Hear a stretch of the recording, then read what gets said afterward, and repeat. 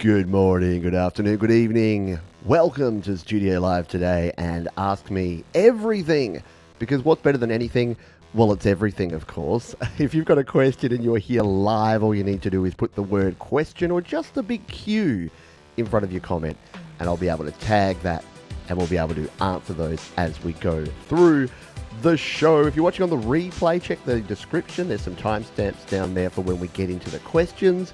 If you want to skip over this intro part, and please hit the like button if you do enjoy it. We'll just turn down the music there. I was playing around with some synthwave earlier this week in GarageBand on GarageBand Weekly, and I'm kind of proud of it. I kind of dig it. I think it'll be a cool intro theme, so I'm just experimenting with that at the moment. We'll say good day to the folks who are here live. We'll chat about, I've got a lot of things on my mind at the moment, so I've got a list, a laundry list, you might say, of things that I want to chat about that we're going to talk about on the show today. But, of course, we are here for your questions. So please, if you do have questions, I have answers, or at least I have the attempted ability to answer questions.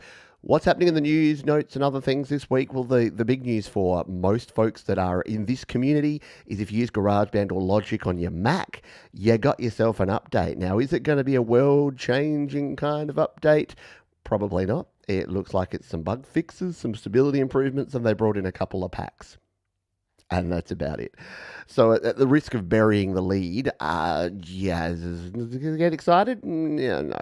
But it relates to something that I really wanted to talk about when it comes to software and hardware, because I've been watching the drama surrounding the new iPads. So Apple, even if you didn't realize, about a week and a half ago, Apple launched and then released some new iPads. We got the new iPad Vanilla, and we also got a new iPad Pro, the latest 2022 M2 iPad Pro. And video after video is grumpy-looking middle-aged white dudes like me going, "Meh, this isn't any different." And I am over it. I don't get into the negativity side of things, as you probably know, but I'm totally over people saying, "Oh, it doesn't do anything really new and revolutionary." We have actually reached the point. We have peaked when it comes to revolutionary features, at least for now, until we're creating in virtual reality, and I don't even think I ever want to be doing that. The fact that we have little pieces of glass that can run amazing programs like Cubasis and Audio Pro and GarageBand and LumaFusion and soon to be coming DaVinci Resolve, there's just nothing. It's not going to be a revolution anymore. Every time there's a new piece of software, a new piece of hardware released, it is not going to be a game changer. And I think people's expectations need to be a little bit reined in because, and look, I know it's clickbait. I know they want to get the advertisers. I know that they want to drum up drama. But I'm kind of done with it because it's like every time. And look, let's all get out our tiny violins and cry for a billion-dollar company who, by the way, just recorded record quarterly profit and then put up my Apple One subscription. So am I super stoked and pleased with Apple right now? No, not really. But at the same time, I don't know what people's expectations are. Like that, the silicon chips that they have now, the M1, the M2, the A series chips, they're ridiculously good. The hardware has everything that you possibly need in a piece of kit. And yet people are like, but it doesn't do anything much different. It's kind of the same. Well, yeah, of course, for you, you're living in your little tech bubble where you buy a brand new thing every year. For the majority of folks, if you're rocking an old iPad 2017 or an iPad Air 2, this is a phenomenal upgrade. Like a lot of folks that are getting even the new vanilla iPad, but especially the iPad Pro M2, these are ridiculously next level upgrades for folks that are doing that.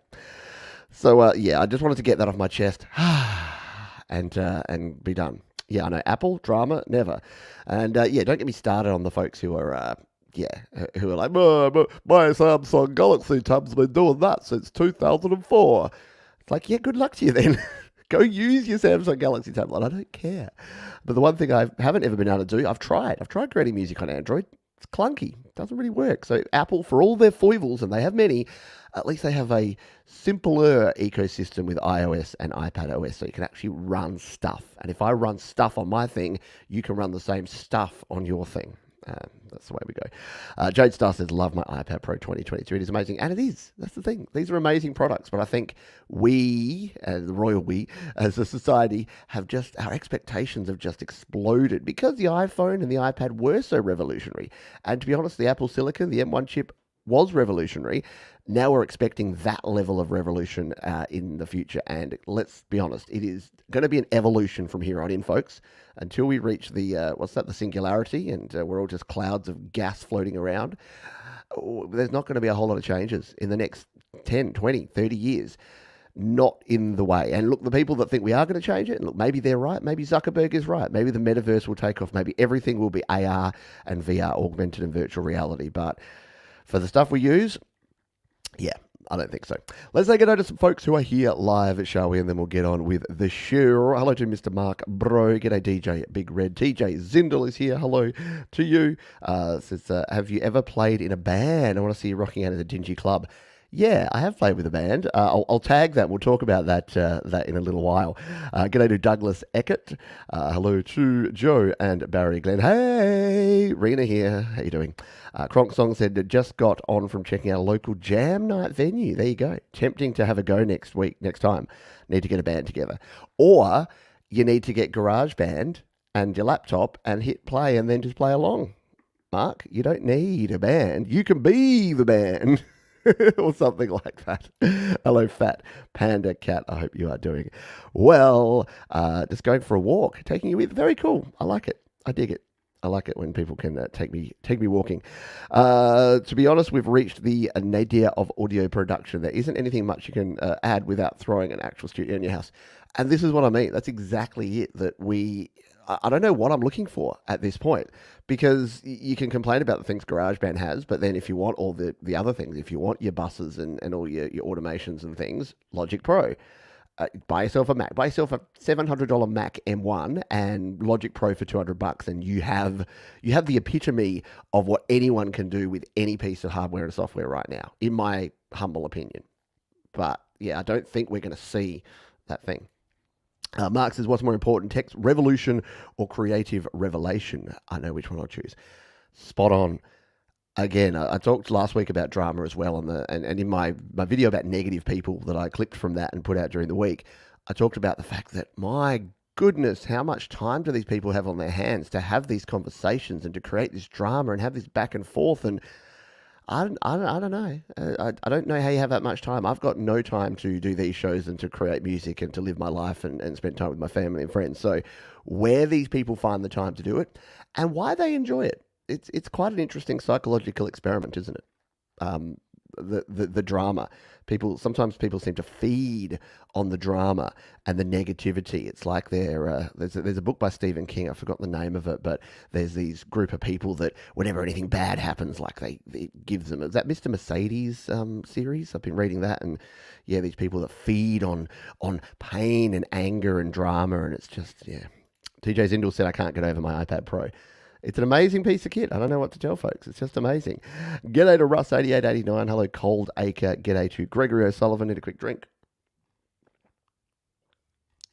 That's some good stuff. Hello to Danny Gable. Let's see if there's anyone else, and then we will get on with it. Feed on the drummer. Dr. Sleep, that is it. Thank you. It was Dr. Sleep. It wasn't Mr. Mercedes. But is that part of that same... I don't know.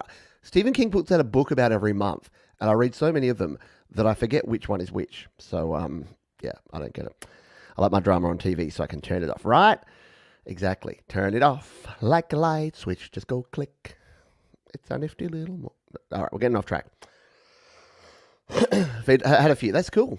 Well, that's the thing. It's evening time. It's Thursday night party night for folks in the UK and Europe, and it's the afternoon or the evening in the US. So feel free to have a beverage. I'm on the iced coffee here today, but feel free to have a beverage. Save the drama for your mama.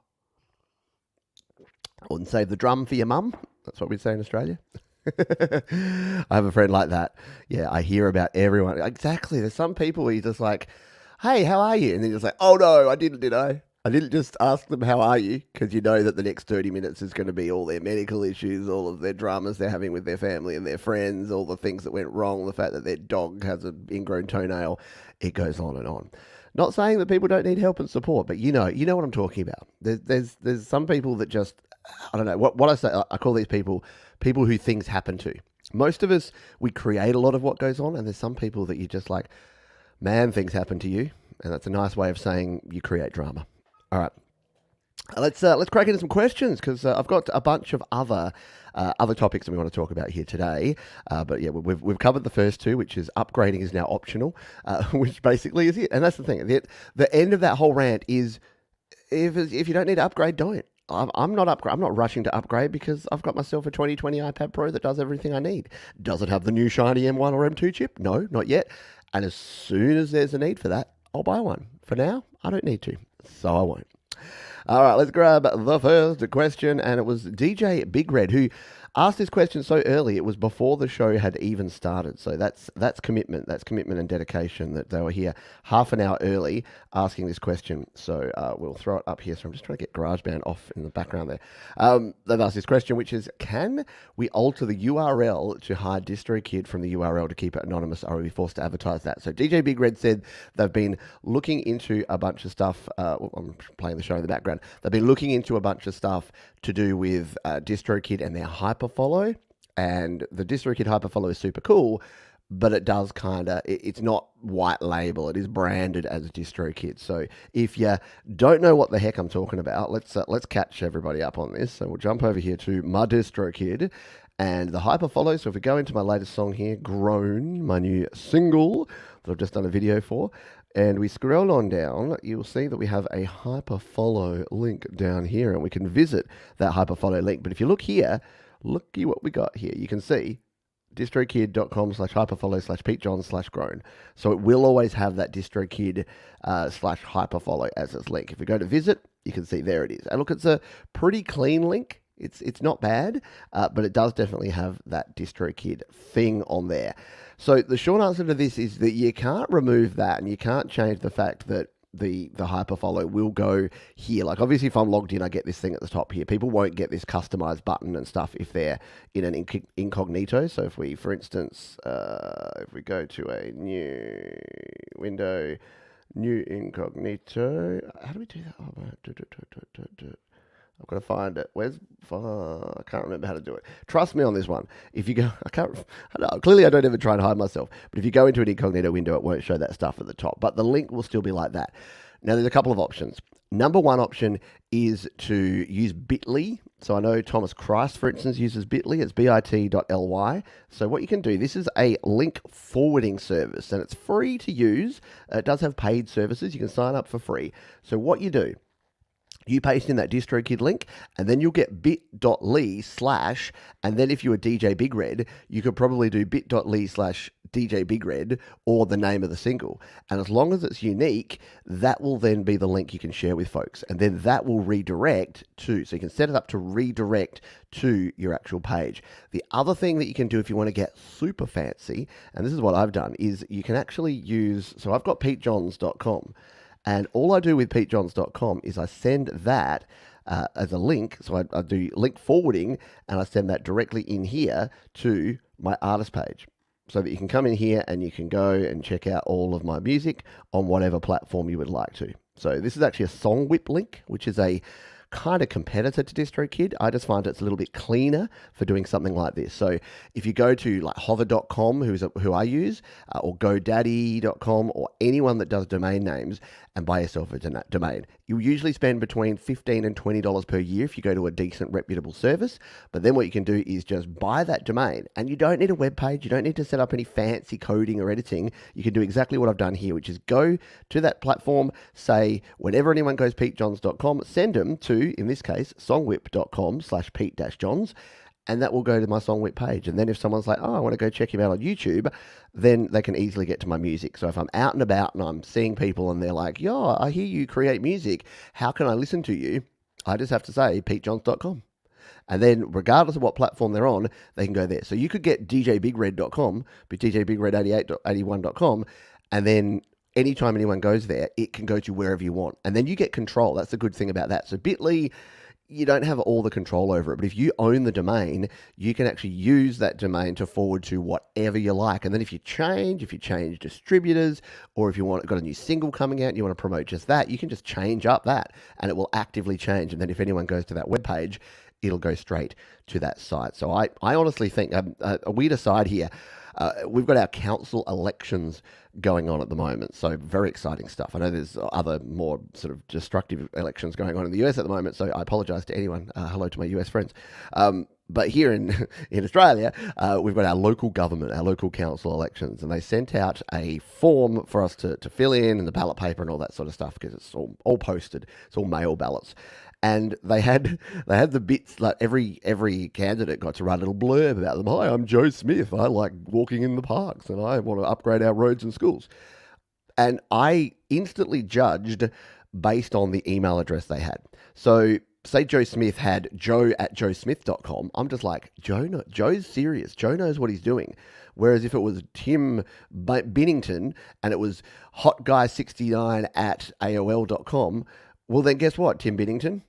You don't really know what you're doing. You don't have that professional edge. So I'm going to go vote for Joe. So that's how I go. Yeah, Joe Smith for mayor, 2022. But you know what I mean. All right. So thank you for the question. Hopefully that helped you out. Because yeah, I honestly think that that's a great way to go. Is to get your own, not everyone needs it, but for the amount that we spend on our home studios and our audio caves and the software and the hardware and stuff, $20 a year to get your own webpage. And again, you don't need to, people get scared because they're like, I don't know how to code a webpage. I don't want to use anything. Just redirect it to somewhere. Just give people an easy way to go. So that way, whenever you're linking to someone, you don't have to give them a complex link or a difficult way to find your stuff. You just go to djbigred.com and everything I do is there and you're good to go. Welcome aboard to folks who are here live. We've got some more questions coming in. I'm going to tag them from Chris Lane Sr. Hello to you, my friend. Fat Panda Cat. Hello to you. I've tagged your question. Hello to Activija Lancel. I've tagged your question, and I'll get onto those in a moment. Yeah, just ask Apple if they can give you a loaner. You joke, but I've still got my MacBook Pro on loan. If I was cheeky, and I am, I would just reach out to Apple and say, "Hey, I hear those M2 M2 iPads are pretty sweet. I'm happy to review one." G'day, Tom Caraher. Don't call me Daddy, right? Exactly. Just call me Papa. Call me Papa. Little ketchup for your buns, Papa. Hello to Jeff. Thank you for dropping on by. Hope you're doing well. Clayton Von Clusier saw you. Hello, Princess LDG. Thank you for being here. I hope you are doing well. I'm just scrolling down here to see if I need to tag any other questions. We've got questions about microphones, which we'll jump into in a moment. Yeah, Tim Bennington, whatever I called him. Way overrated. Absolutely. Hot Guy. There you go. That's Tom's handle. Yeah, he's hotguy69@aol.com. He's had that for 25 years too. Very cool. I don't have that professional edge either, but I still get on okay. And yeah, look, everything I say is obviously my opinion and my advice. I need to get back to that. For a while there, I was on this rampage where I said, every time anyone makes a statement, they should say, in my opinion or in my experience, because that's all we got, isn't it? We've only got our opinions and our personal experience. I haven't experienced everything, and I have a different opinion to what you will have. But a lot of people just state their opinions or their experiences as fact. They're like, everyone should do this. And it's like, no, you do that. Everyone else can do whatever the heck they want. That's my vibe, and I'm sticking to it. I've grabbed a question there from Sylvie as well, and I've tagged Word Genes question, just so you know that I got your questions, and I'm going to go through and answer them in order of receipt, including this next one here, which is from Rena here. Hello, Rena here. Just messing with BandLab. Do you know why it keeps telling me that my track can't be more than 30 minutes when the song is only 3.5 minutes and won't import it from my files? That's a weird one. So if you're not familiar with BandLab, and full disclosure, they were a former sponsor of this very channel. If you're not familiar with BandLab, let's jump on over to them, and I'll show you what you can do here. So are you using BandLab? If you're using it on the desktop, it might be a little bit different from the mobile version. I'll assume you're on the desktop. It's pretty similar across both. And now, of course, it's not loading for reasons unknown. Let's give that a refresh. Come on, BandLab. There you go. So this is BandLab. What you can do with BandLab is you can actually jump in here and create songs. So if you're coming in here, you're creating a new project. What I'm thinking, Rena, is that maybe you've added a sample or a loop or a sound or something that has gone too long. So maybe you've tried to add a file and it somehow looped it out because, yeah, you do have a 30-minute maximum. But if you were, say, importing files or bringing in BandLab sounds here, so we just went to the Chew Crew Quarantine Volume 1 and we wanted to bring in some saxophone here. And you drag it and you drop it on your bit there. Do you want to transpose it to B flat minor? Sure, why not? So if you've got this here, it should give you, if we just come out of BandLab Sounds, it'll tell you how far it is along. So at the end there, it's at 16 seconds. So if for whatever reason, maybe you've looped this out like infinitely, or something's happened that it's looped out. So what I would do is go to your project and go to the very end of it and see what that says there. If that's more than 30 minutes, then you're going to be running into trouble. And check the audio file that you're importing, because maybe it's the wrong file or it's a longer version of something and it is longer than 30 minutes. But yeah, I haven't specifically come across that one. What I would do is if you're a member of the Discord, and this is a good segue, if you're a member of the Discord or the Facebook group, there's two places you can go: studiolivetoday.com/Discord.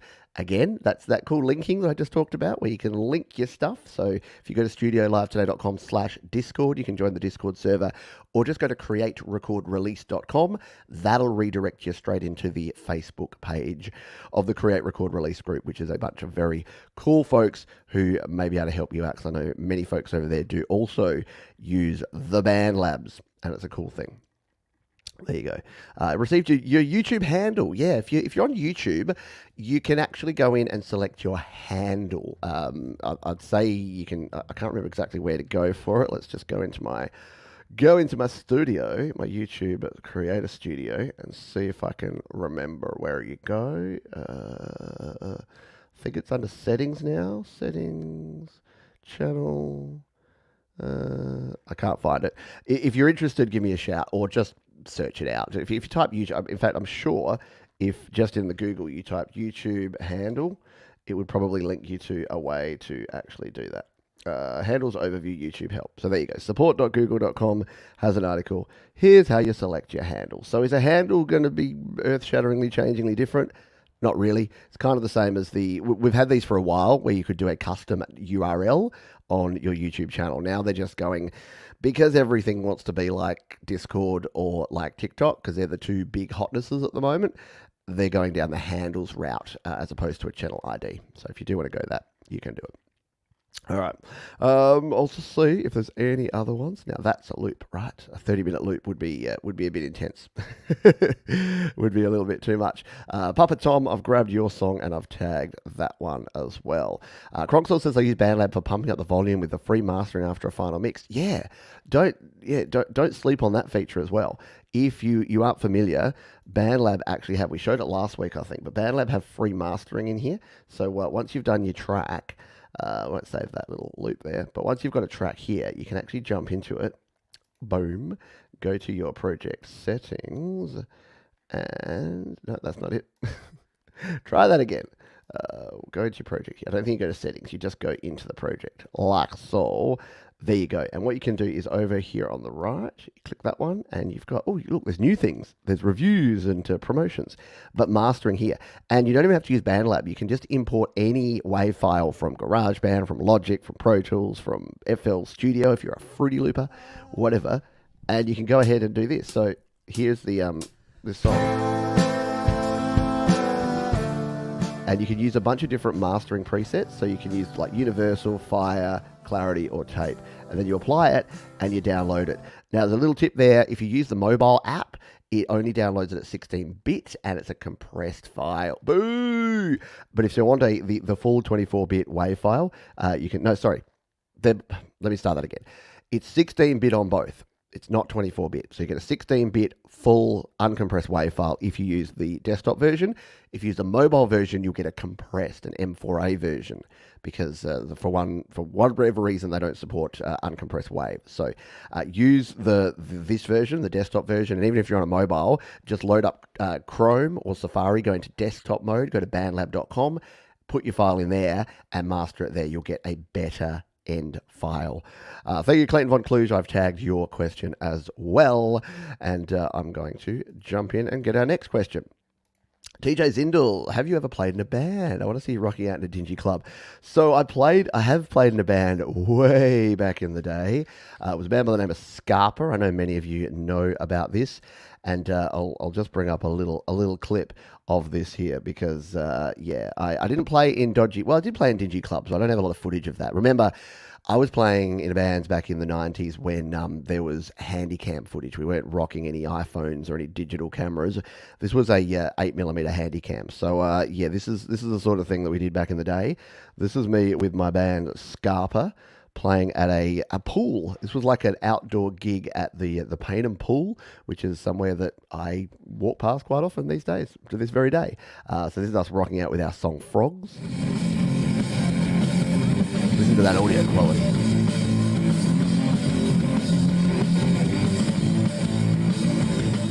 So, there you go. There's me. I think we get a bit of a zoom in on me at some stage. There we go.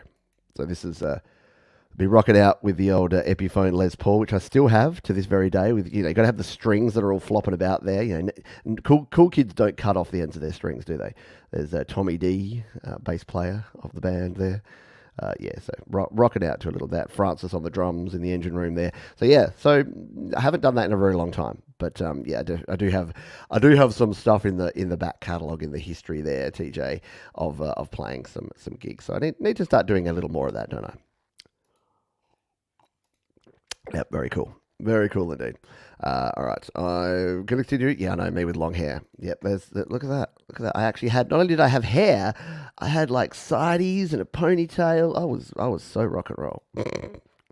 There you go. Yeah, go check them out on SoundCloud. I've got a whole SoundCloud of the whole archive of it, which Jade has popped there. And yeah, the Marshall stack, old school, right? Look at that, the Marshall head and cab in the background there.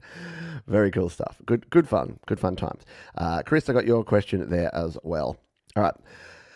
What mic is the perfect one? See, here's the thing. Perfection doesn't exist. It's a myth. But you followed that up with a good mic for vocals. So what I would suggest is go back to I won't go through the exact same things that I did last time because I actually covered this in a bit of detail last week. And what I'm going to do is I'm going to copy a link to that and throw it here in the chat. So if you want to, go and check that one out, and I can't remember exactly when I talked about it, but I know it's a 2-hour show. But I would also suggest going to my gear guide because I've got a lot of links and videos over there. So studiolivetoday.com/gear. And in fact, there's probably even, if we go Pete John's microphones, here's again, that's a little tip for you. If you just search my name, Pete Johns, and the thing you're looking for, you'll find the videos you need. So this one here, this 11-minute video, dynamic versus condenser, what to consider when choosing a microphone. This is actually the one you should probably watch because this has all the same info. So I'm going to throw this one here in the chat. The very short version of this one, my friend, is if you have a lot of noise and you're recording louder sources, go with a dynamic, because a dynamic microphone, something like a Shure SM58 or an AKG D5, or if you've got a lot of money burning a hole in your pocket, your Shure SM7B, the one that all the podcasters use, then that's a dynamic microphone, which means it doesn't need phantom power. It does mean that you get lower signal level going through generally, and it doesn't pick up quite as much clarity from your signal, but it does reject your noise. So if you're in a noisier environment, you've got computer fans, you've got rumbling, a dynamic mic's a good way to go. If you've got a quieter environment, so in here I don't have a lot of reflections or a lot of background noise, I can use a condenser microphone. And for that one, I recommend the Audio-Technica AT2020. Basically, if you buy a brand name microphone between about $70 and $120, you're pretty good. What I would recommend avoiding is going for the microphones that are like the cheap-ass ones, the ones that you get on Amazon. So if you want to know what not to get, which is just as important as what to get, if you go, say, to Amazon.com, and here's what a lot of people get stuck on. They go to Amazon.com and they go microphone for vocals. And let's see what Amazon recommends. Because remember, Amazon want to sell you stuff that they're going to make money on. So these are the sort of things up here that I would steer clear of. Any of these sponsored ones, these are paid for. Don't forget, sponsored link means that this isn't what people are clicking on. This isn't, I mean, that happens to be the microphone I use, and it's a sponsored link. But these links are sponsored. So these people have paid to have their microphones put up there. And I would not recommend getting something like this. So look at that. XLR condenser microphone kit, professional cardio studio condenser, 4.5 ratings. Look at all those 5-star reviews. How many of those 5-star reviews are legitimate and genuine and authentic versus how many have been paid for? But how do you get a paid for 5-star review? There's plenty of ways. They have direct payment. They have things that you might get in your package that says, hey, if you review this, a 5-star review, we'll send you $5. These things legitimately happen. So take the ratings there with a grain of salt. Scroll down, like everywhere, scroll down, get past the sponsored links, and then you're going to get the popular stuff, which is where you get things like the Shure SM7B, this one, the SM48, which is like a cut-down version of the SM58, if you're on a bit more of a budget. You've got this one, the Amazon Basics Dynamic Vocal Microphone. Don't buy. Don't buy an Amazon Basics microphone. Please, for the love of your deity of choice, don't buy that. So stay clear of those budget, no-name, Tonor, Hot Tech, Shinko, One No Deal. Go with something like a Shure, or if you need something a bit more budget, Behringer or Samson. They all make good stuff. But if you've never heard of them before, don't go with it. Yeah, right. Yeah, Behringer XM8500. Anyone else tried one? I haven't tried one. But it's a good thing. Yeah, and good point on the Shure SM7B. If you are going to get one, they will have very low I talked about it before, but a dynamic microphone have a very low signal, which means that they don't have a lot of gain going into your DAW, into your audio interface. So you will often need something like this called a cloud lifter, or there's the S1 Dynamite as well. So there's a bunch of different options. But what these are basically is they're gain lifting devices. So you plug them in line to your microphone. So you plug your microphone into this, you plug this into your audio interface, and it actually lifts you. It gives you a bunch of clean gain. I think it gives you is it 12 dB extra of gain? Let's show you what it is. If we go cloud lifter, I'll search for it over here.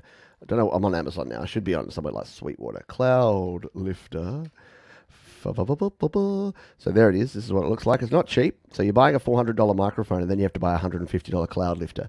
But this is the sort of thing that you're looking at. These ultra clean gain. They'll just lift up your gain, but they won't bring in the background noise and they won't add to your noise floor, which is a good thing.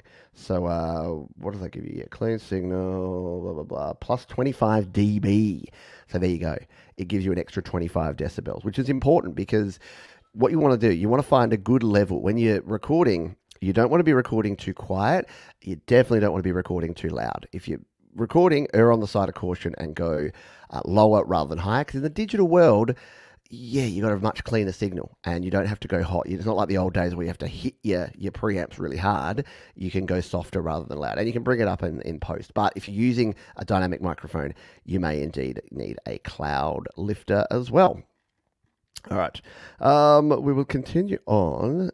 Yeah, I don't know what that Audio Technica was, $2,900. I'm not sure. I'm not sure what that was. Let's see. I'll just make sure we've got no other questions. Gregory says the need. Yeah, exactly. If you have enough gain, it's fine. So I would buy it before you buy a lot of people go, they buy the cloud lifter at the same time. It depends on the interface you have. Some interfaces will have more gain than others. So do that. Do check it first, because you can always buy it. If you're not getting enough gain through, you can buy the cloud lifter afterwards. But if it's working, you can have it. Princess LDG, I did tag your question. All good. Does the cloud lifter bring the sunshine? Come out of the sunshine, get vitamin D. All right, let's continue with our next question. It is from Chris Lane Sr. All of a sudden, I'm getting the sync message that the MIDI sample rate doesn't match up. Any ideas? Never had in the 2 years since I've been using GarageBand daily on Mac. All of a sudden, I'm getting the sync message, the MIDI sample rate. That's a MIDI sample rate. That sounds like a question for Patrick from the GarageBand Guide. If only Patrick was here. And that's a good segue to the fact that Patrick will be here next week. I would ask that over on the GarageBand users Facebook group, Chris, because my GarageBand Mac experience is, shall we say, limited. I think that's a nice way of putting it. I have started using GarageBand on Mac, but I'm far from an expert. Here's GarageBand. No, that's iOS. Here's GarageBand on Mac. So there is a bunch of settings in here, and it may just be. Have you updated it to 10.4.7 by any chance? Has it been since you've done that? Because there are some links, some details in here. If you go to your preferences, I'll just follow this through again. If you're GarageBand and you go to preferences and you go to audio and MIDI, there are some options here. You can reset your MIDI drivers. I don't have a MIDI controller plugged in here at the moment.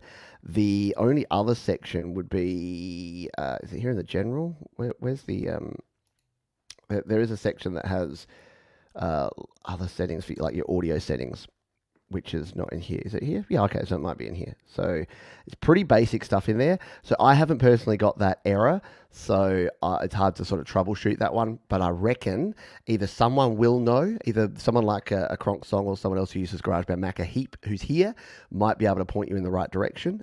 Or I would ask at the GarageBand users Facebook group, because I'm almost positive someone like a Patrick Baird will be able to help you with that one. So unfortunately, I don't have all the green. Yeah, reset MIDI drivers, then reboot. Look, that's exactly it. Turn it off and on is always a good idea. So before, if you haven't changed anything, Dylan got nothing from the... So that's weird.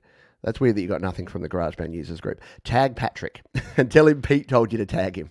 Because, I've not come across that before. But, a couple of things. And it's a good segue, actually. And I'm not sorry I can't answer the question directly, Chris, because I don't know the exact answer.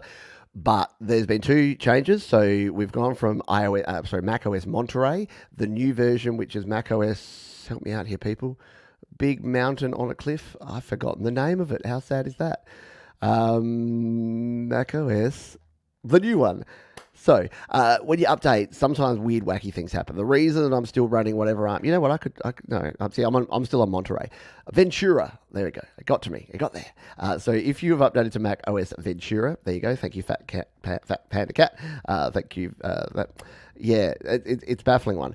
But do make sure if you've updated to Ventura and if you've updated to GarageBand 10.4.7, sometimes that can just reset some stuff. And sometimes what you need to do is literally just turn everything off and turn it back on again. And you've probably tried that, Chris. I know that if you've been troubleshooting this, you've probably tried that a bunch of times. But to me, that's the way that I go. And then go into your update as well. So go into update in Apple and check for new updates, because there may be some driver updates, or it may just be that there's some driver conflicts that have just happened. But there's nothing more frustrating than when you do nothing and it just happens out of the blue, something just completely changes. So maybe share some screenshots or reshare that over on GBU Facebook group and tag Patrick and say Pete said that he will that you will solve it for him. Ventura is a highway. You know what I've heard? Life is a highway. Life is a highway. How does it feel knowing your technical videos and know-how helps people create? Look, it's good. It's why I got into it in the first place, to be honest. It's why I started doing this, is to help people. Like the reason my mantra is create, record, release, and what I used to say at the start of every video is that I want to help as many people create, record, and release their best music, is because that's exactly what I wanted to do. So everything else is a plus. And the fact that I can do this as a full-time gig is pretty amazing. And the fact that someone called Lee just drops into the chat here and says, this man saved me many times with audio interfaces. Thank you, and you're welcome, because I want to learn. I'm on a constant learning journey here myself. I don't have all the answers, as Chris now knows. I don't have all the answers, but hopefully I can be that conduit that helps people get stuff solved, fix those annoying issues so that you can get back to creating more music. So thank you. Hello, Jeff S. I've tagged your question. We're answering them in order, so I better get back to them and answer our next one. That Panda Cat 1979, are subscription services like AU Spark or Persona Sphere worth it? Is it worth paying per month to access everything rather than individual plugins? What a great question. What do you think? Not you personally, Fat Panda Cat, but what do folks watching this think about that? Subscription services. Like I come and go on subscription services. What I don't like paying a subscription for is static content. What do I mean by that? Like, I don't want to pay a subscription to use Logic Pro. If Apple said Logic Pro is now available for $20 a month instead of here in Australia $319 to buy it, I would still buy it outright for $319, because even though that software will update over time, I don't think you're getting enough. The difference between that and something like Apple Music or Netflix or Spotify, I just changed their name, is that they're always adding content. You're always getting access to new stuff, so it's not static. So I guess my answer would depend on, am I paying for a sample library that is static, in which case I would rather buy it outright and own it rather than rent it using this sort of method? Or if it's, and I know that like Spark and Sphere, they are constantly kind of evolving and updating their sample library. So if I could get access to new stuff and a constantly growing and evolving library of samples, and that's the sort of thing that you like using, I would definitely consider it, especially if and only if you have already delved into GarageBand's free sample library, to BandLab's free sample library. You've used freesound.org and used a lot of the Creative Commons loops on there. So there's a bunch of things that you can also use that are free before you go down that rabbit hole. But I know a lot of people who do subscribe to those subscription-based loops and sample libraries, and a lot of people love them because, again, you don't have to pay the thousands of dollars for the royalty-free samples. You can just pay your $15, your $20 a month and get access to all of those samples. The only other thing I'd say is make sure that, if the software you're using has some sort of way that it links back, mix down those samples and make sure that you have them, because I've done it in the past where I've subscribed to a service that I can't remember, it was like in Cakewalk Music Creator 6 or something, and yeah, there were samples that were like linked into a library, into a plugin, and then that plugin died and went away, and I go back to these old songs now and it just plays nothing because it's like, you're not authorized to use this, log into this website. I'm like, oh no. So bounce those tracks down, get them saved as a WAV file so that if you go back you can do it. So I don't know, what do folks think here? It's a great question. Let me know if you think that's worth. Yeah, technology, love it, hate it, but can't record songs without it. Exactly. I haven't heard of Freesound. Freesound.org is a great place to try. It's like user generated samples. So look, the quality varies, like with most things like that. Your quality is going to vary. Oh wow. Oh man, I just scrolled to do you want to find something weird? I just scrolled to the side.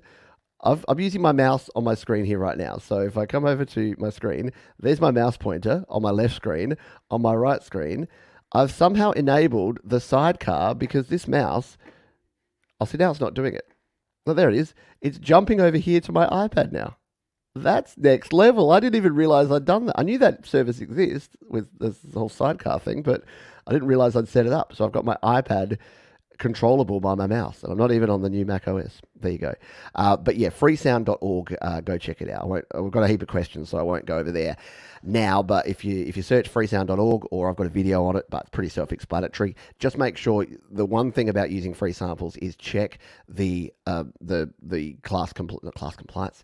Check whether they are Creative Commons or whether they're royalty free, whether you can use them royalty free, because that can be a bit of a trap if you go down that track. But worth checking out. I've used freesound.org and just pulled in loops or even just little one-shots or samples or things. They're a lot of fun indeed. All right. Let's, I nearly hit the end broadcast button. That would have been unfortunate. G'day to Sylvie Droppo. Pete, my question. I'm starting as a beginner to recording GarageBand. I've purchased the iRig HD2 to plug in my guitar. And now for my voice, what mic should I get? I have an iPad 9 and something else. I missed the rest of that. All right, let's go into this. In fact, I'm going to, where are we? What time are we in? We're at 42 minutes. I actually got a very similar question from someone about the iPad 9th gen. So the latest iPad is the iPad 10th generation. The 9th generation, I'm going to go out on a limb here now and say, is the best iPad for most people right now. If you are new, this is actually quite annoying having that thing pop up now. Now I don't like it because it keeps going over to my iPad when I don't want it to. Let's go back to my screen here. So I'm going to say that the iPad is the best for the iPad 9th generation is the best. Let's just go to apple.com. And what I recommend here, actually, what I would actually say is go to studiolivetoday.com/iPad, because I have my iPad user's guide, iPad buyer's guide, in fact, over here. And if you go to my iPad buyer's guide, there's my new 2022 iPads videos there. Here's what we've got here. And what you'll notice here is that for the best all-rounders, this one here, the iPad 9th generation, is my best all-rounder. It uses Lightning, which I know is like the older standard, but it has a headphone jack, and it has a powerful enough chip to run GarageBand pretty much perfectly. So I had a question from, I think, Alan.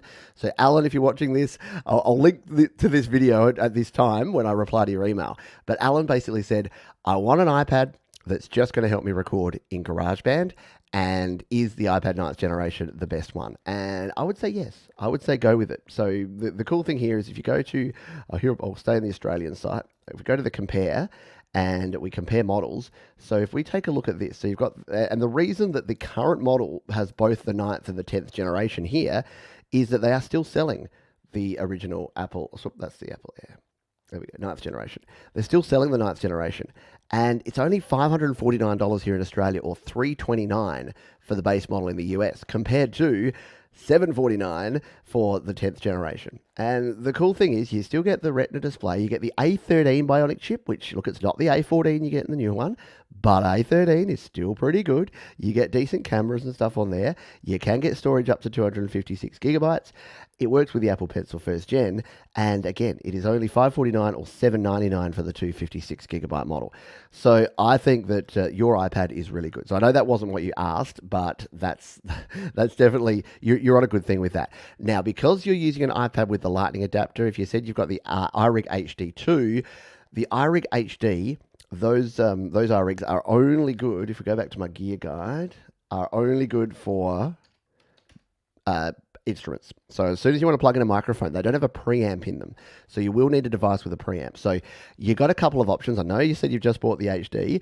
You could go for the iRig Pro IO or the Pro Duo. So this is what I recommend for most. If you want the simplest way to connect up, and the good thing about this, look, I know this one's $229. You can actually get the iRig Pro IO, the single channel one. If you don't need to record 2 microphones at once or a mic and a guitar, you can get the single channel one, which is $169.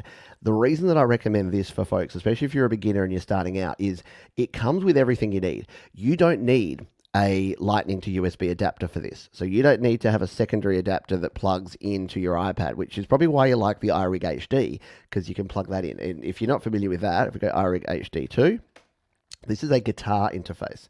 So you can see there it's a little cheaper, $119, and it's a guitar interface. So, and the same deal, it comes with the ability to plug directly in via Lightning, which is what you want there. And but it only has, as you can see there, it only has the 1/4 inch. It doesn't have a microphone input to go with that. So that's sort of one option. The other thing is, if you're like, oh man, I just spent $120 on an iRig HD2, there's also the iRig Pre series, which is just a microphone preamp. So you can go with something like this. I would go with the Pre HD. This one uses your headphone jack, and the quality is not as good. But if you go with this one for just $79, then you can plug this one in. So when you're doing your guitar work, you can use your HD2, and then you can plug in the iRig Pre. And this works exactly the same as the HD2. You still get your Lightning adapter and your cables with it, but instead of having the 1/4 inch connector, it has this one. It has the XLR connector. So you plug your microphone into that, you plug that in, and you're good to go. Now, for what mic should I get? I haven't. So that was just explaining how you would get stuff plugged into it. I know this is like a multi-level answer to a simple question. And then the microphone answers are the same ones I gave to the last question. So depending whether you're recording loud sources, go with a dynamic mic, something like a Shure SM5758 or an AKG D5. If you're recording quieter sources, go with a condenser mic like the Audio-Technica AT2020 or the cheaper equivalents from Behringer, Samson, and the like. So hopefully that was a really long way to say a simple thing, but I wanted to make sure we covered that, because the other options you have is using a USB microphone or using a USB audio interface and then plugging that in. But to use that, you will need, say it with me folks, the Apple Genuine Lightning to USB 3 adapter. Because if you don't have this, and that's this adapter here, it's a $40 adapter. So you can see it adds quite a bit to what you're buying. So you need to buy that one, a $40 adapter, and then what you can do is you can plug in your USB gear, and then it's got Lightning at the other end, and that will plug in and power up any of the gear you use. So if you want to use a Focusrite Scarlett interface or a PreSonus interface or a Steinberg interface, that's what you need to go ahead and use. So hopefully that is, again, a long way to go to answer your question. And hopefully that helps out. I'll just make sure we've got any Good Night Kronk song, by the way. Thank you for being here. I know it's late at night for you, but hopefully you're having a good time, and I'll see you on Your Music Live, no doubt, this week. Alrighty, very good. I'm very, very glad I helped you. All right. If you've got any other questions, once again, if you're just joining us here live, please go ahead and put a big Q or the weird question in capitals in front of your comment. It'll just help me tag it and make sure I can answer as many questions as possible. Let's throw our next question up here while I have a quick sip of a drink.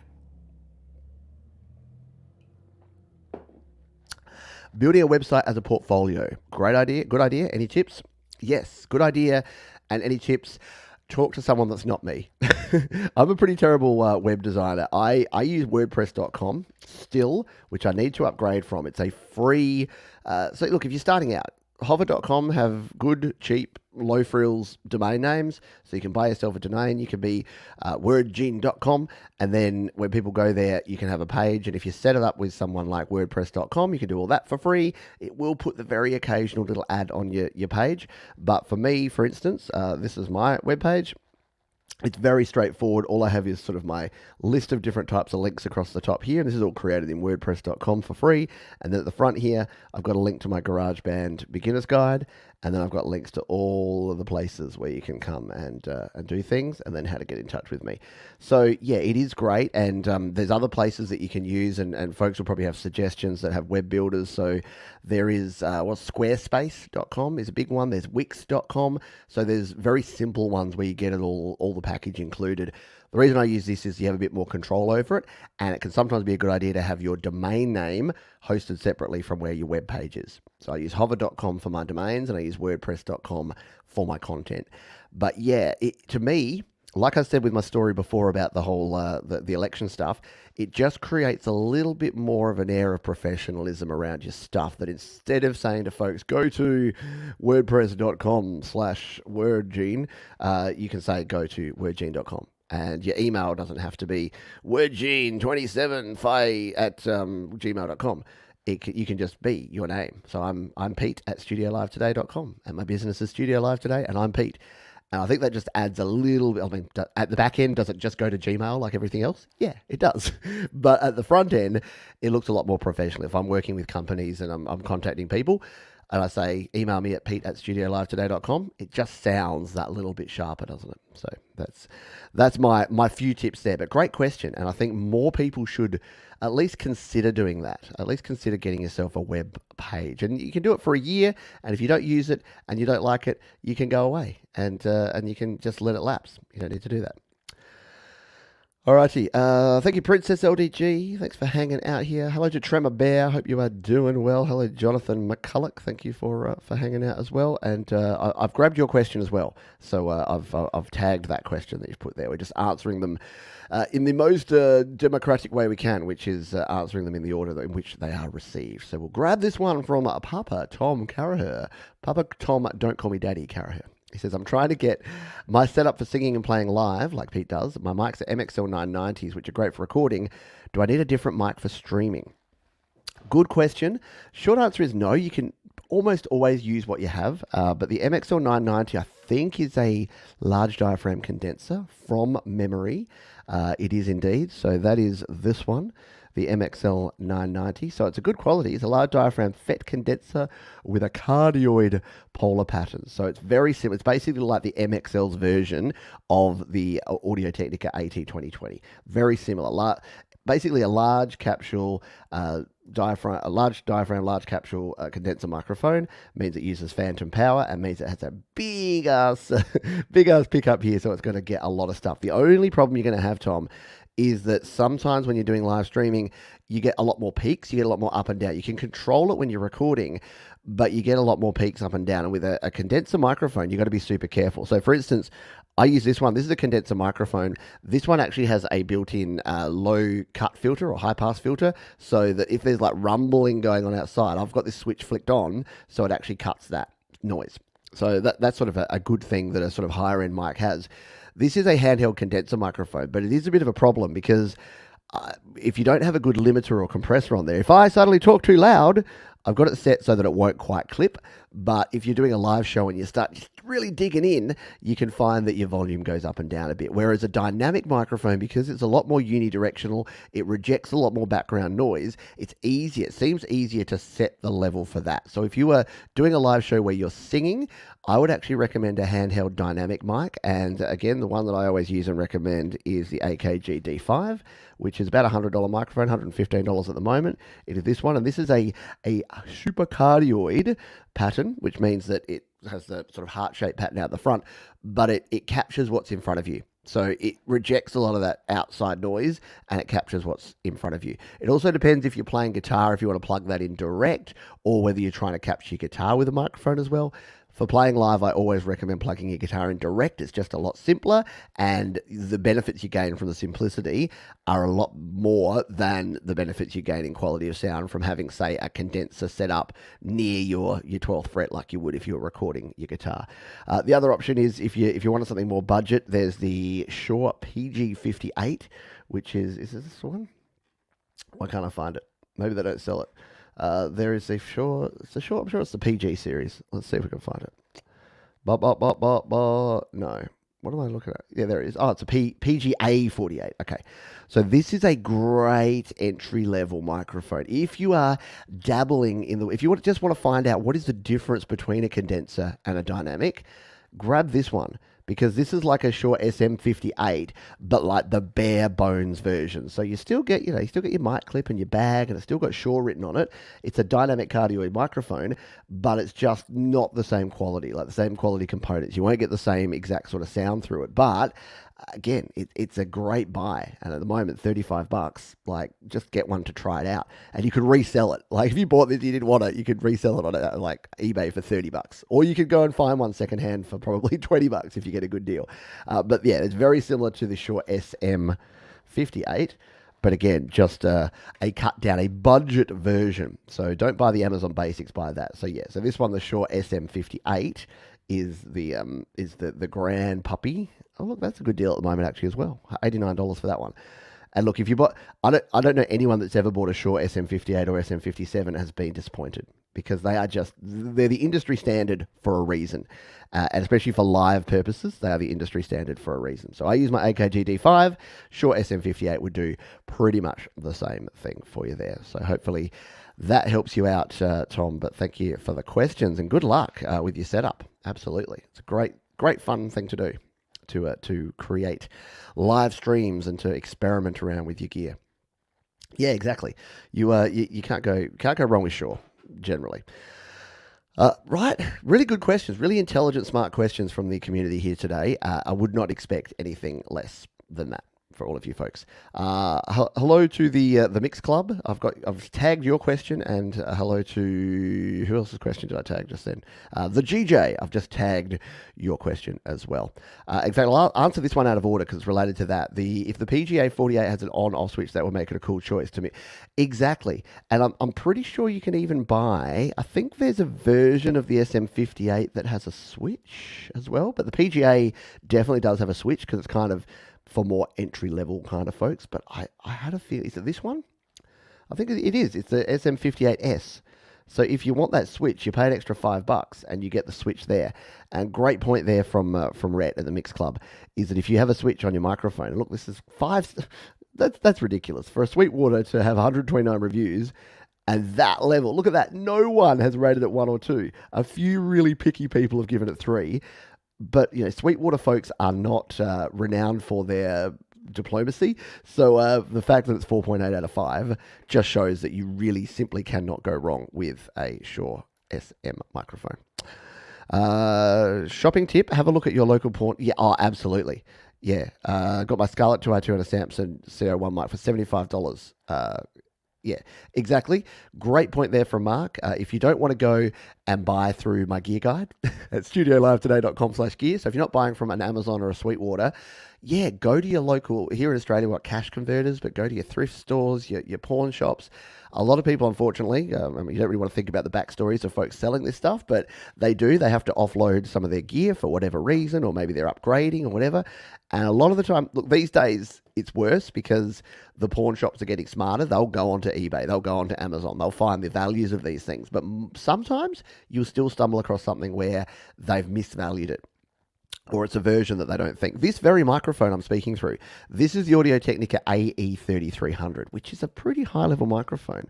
And I've actually forgotten exactly how much I paid for it. But if you have a look, it is $299 US, which is the equivalent of about $430 Australian. No way would I buy a $430 microphone brand new, but I think I paid $110 Australian for this microphone.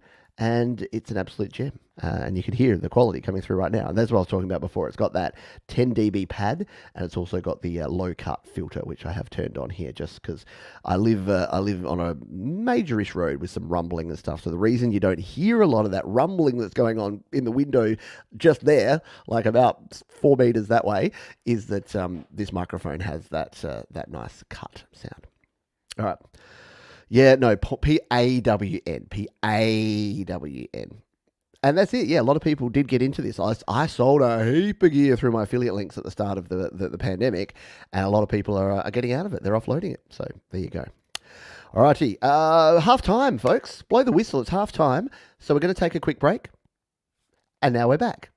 If you're watching live, you're thinking there was no break. But if you're watching on the replay, you saw a wee little ad there. And those ads just help pay the bills. So I do thank you for watching. If you're using an ad blocker, maybe reconsider that for my channel, or maybe make a donation. There's donation links in the description. You can join the Patreon too. A big shout out and a big thank you to the patrons who are here and supporting, whether you're here live or on the replay. If you're here live, we've got another hour. We've got a bit of a backlog of questions, but we're going to get through as many of them as we possibly can. And if you have a question, you can ask it here live. If you're here, just put the big word question in front of your question, just like this, or even just a big Q, and I'll answer your question as we go through. I've just tagged Novi your question about audio interfaces. We'll talk about that in just a moment, but we've got a heap more questions. So why don't we dive straight on back in for hour number 2 of Ask Me Everything. It's Clayton von Kluge. There you go.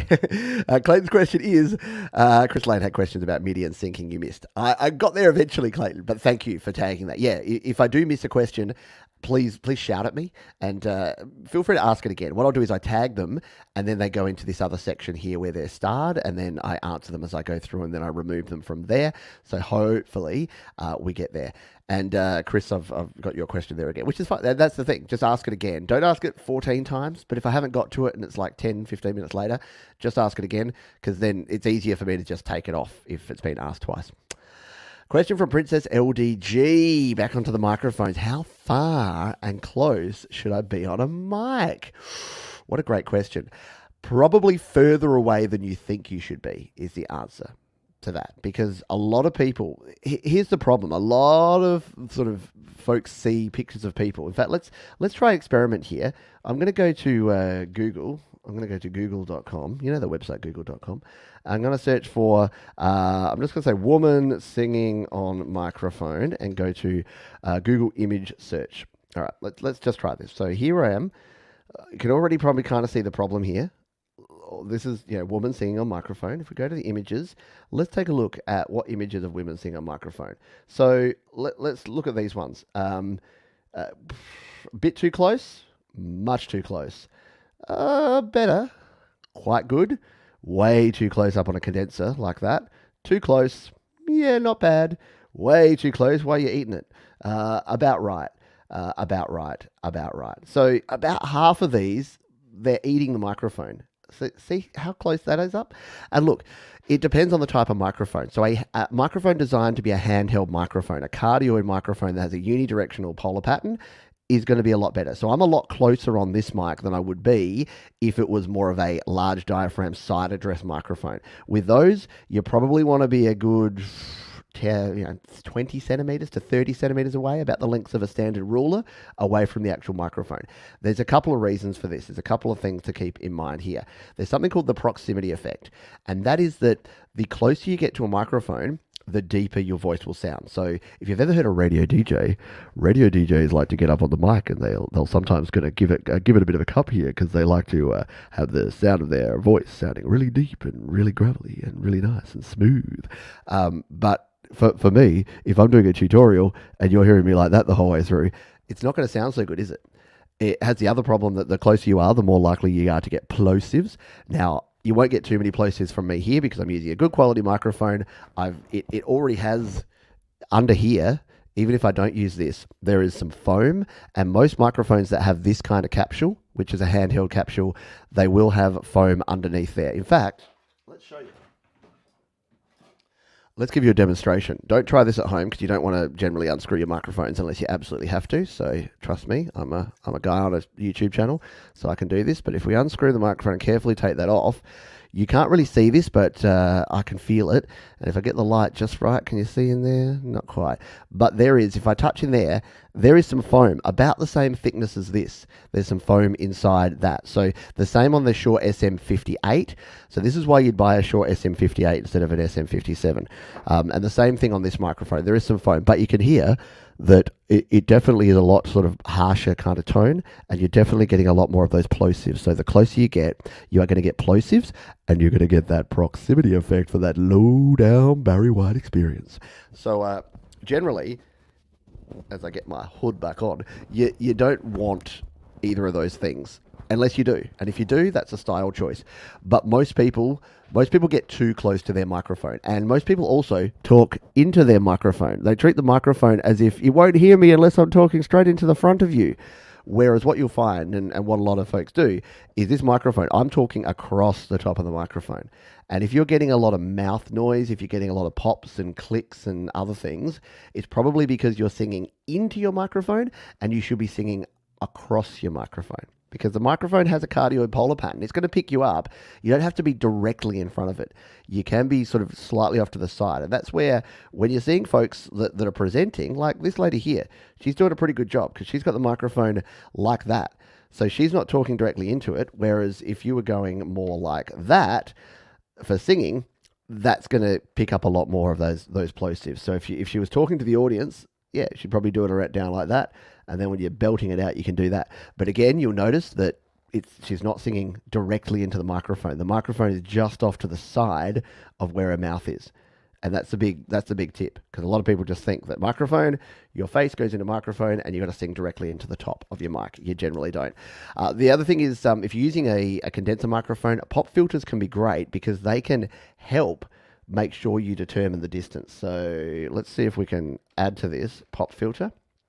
Because if you're finding you're getting too close to your microphone, see how you got something like this. Why is she not wearing clothing? How about we'll go with someone different? Jesus. All right. So like this. So see how you got a microphone with a pop filter. The great thing about that is if you're someone that like gets into it, but you tend to find that your head goes back and forth, if you've got a pop filter, that kind of tells you the distance. You set the pop filter like that at the distance you want from the microphone, and then you know that you're not getting any closer than that to the microphone. So again, I'm doing long answers here today, but I wanted to give more of the, not just the 20 centimeters, and then not explain the reasons why. So hopefully that actually helps give you some ideas about mic techniques. I do have a bunch of videos about microphones. So if you go Pete John's mic tips, I talk about a lot of these in some tip videos. So this one here, I'll link it down in the description, in the comments, in the chat right here now. But that's the one that I would go. If you search Pete John's mic tips, singing in the studio, 5 tips for better singing in the home studio. We'll go through those and a few other little tips that are going to get you the best possible quality vocal mix that you got going on. Hello to Thomas Christ. I hope you are doing well. Thanks for dropping on by. It isn't a show without Thomas, so thank you. Very good. Jeff S., I've tagged your question. Lee, I've tagged your question as well. So I better get straight back in to creating that. Yeah. How much in inches? Yeah, 12 to 14 inches. So yeah, 12 inches is 30 centimeters. So, but again, the answer, I could have said the answer instead is it depends, because it totally does. It totally depends what you want to do. What you're trying to go for. So sometimes you want to be right up on the mic. Experiment. Experimentation is a key. A bit like guitars, like people say, how far do you mic up a guitar cab? What compression setting do I use? There's never one answer. The answer is usually you got to try a few and then find out what works for you. Hey, that rhymes. And you know that rhymes. All righty, just going to have a drink. Question. Just got to clarify. I can't use GarageBand on a PC, not an Apple device, correct? If that has changed, I'd jump up and down. No, you can't. I won't. I won't even be. I won't be snarky or snide or whatever. No, unfortunately, you can't. The weird thing is, we're actually getting further away from having cross compatibility from anything PC and Mac. The new Macs with their M1 silicon, the iPhones with their A series chips, they're all custom chips. And GarageBand is written, the iOS version is written for those custom chips, and the Mac version is slowly becoming more and more enhanced for the non-Intel Mac, so the M1 Mac. So as we progress through with the new versions of Mac OS and the new chips, we're not going back. So if anything, it's not getting closer to being a reality, it's getting further from being a reality to have GarageBand. The good news is, though, there are more alternatives than ever. So if you can't have a Mac or an iOS device, BandLab is fabulous on your mobile devices. You can use that on Android. You can use it on Chromebooks. You can use it on PCs, whatever you like. You can use it on Linux if you want to. So BandLab is great, and Cakewalk by BandLab is a free, full-featured DAW. I used to pay for Cakewalk Music Creator back in the day. Like I bought it for like $100, but now they've grabbed Cakewalk, all the old Sonar features that used to be in that, and they've created a platform that you could use 100% for free. And 10 years ago, when I was getting into this stuff, I was a PC guy. There was just no PC-based software and no Android-based software. Now, I think we're getting a lot better. And there's even old stuff like Caustic and Music Studio and things that I think you can use on Android. So, short answer, no. But yeah, we'll get there. Do you think it's worth it? Jeff S., hello. Do you think it's worth it to go through a mixer into a low-grade... Do you think it's worth it or even good to go through a mixer into a low-grade interface? Depends what you mean by low grade. Like these days, low grade, if you're talking low grade as in like a Focusrite Scarlett, that's pretty good. If you're talking low grade like as in a No Name or a Behringer UM2, that's bad.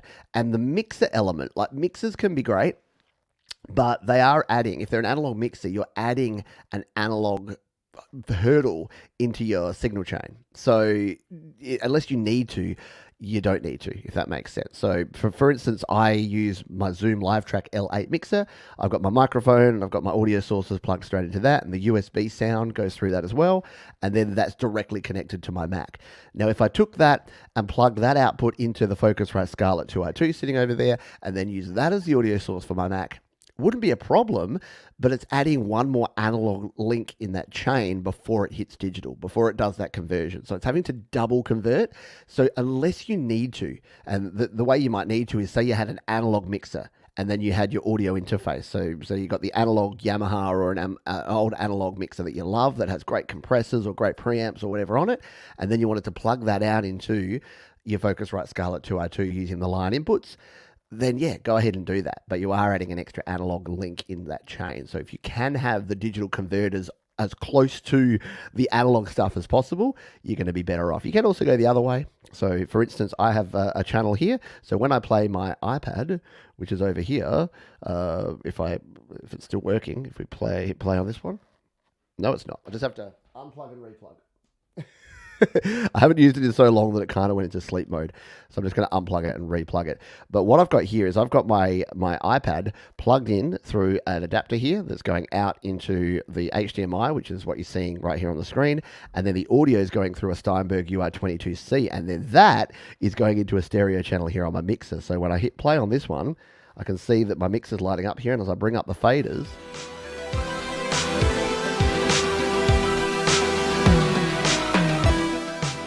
So what I could do is I could have that audio interface going like hooked up to my Mac as well and trying to do something fancy. But for simplicity, for having multiple sources, bringing that one into my mixer and then having the mixer as everything works really well for me. So hopefully, again, I know I'm going off on weird tangents here today, but the short answer, do I think it's worth it to go through a mixer? Yes, in certain instances.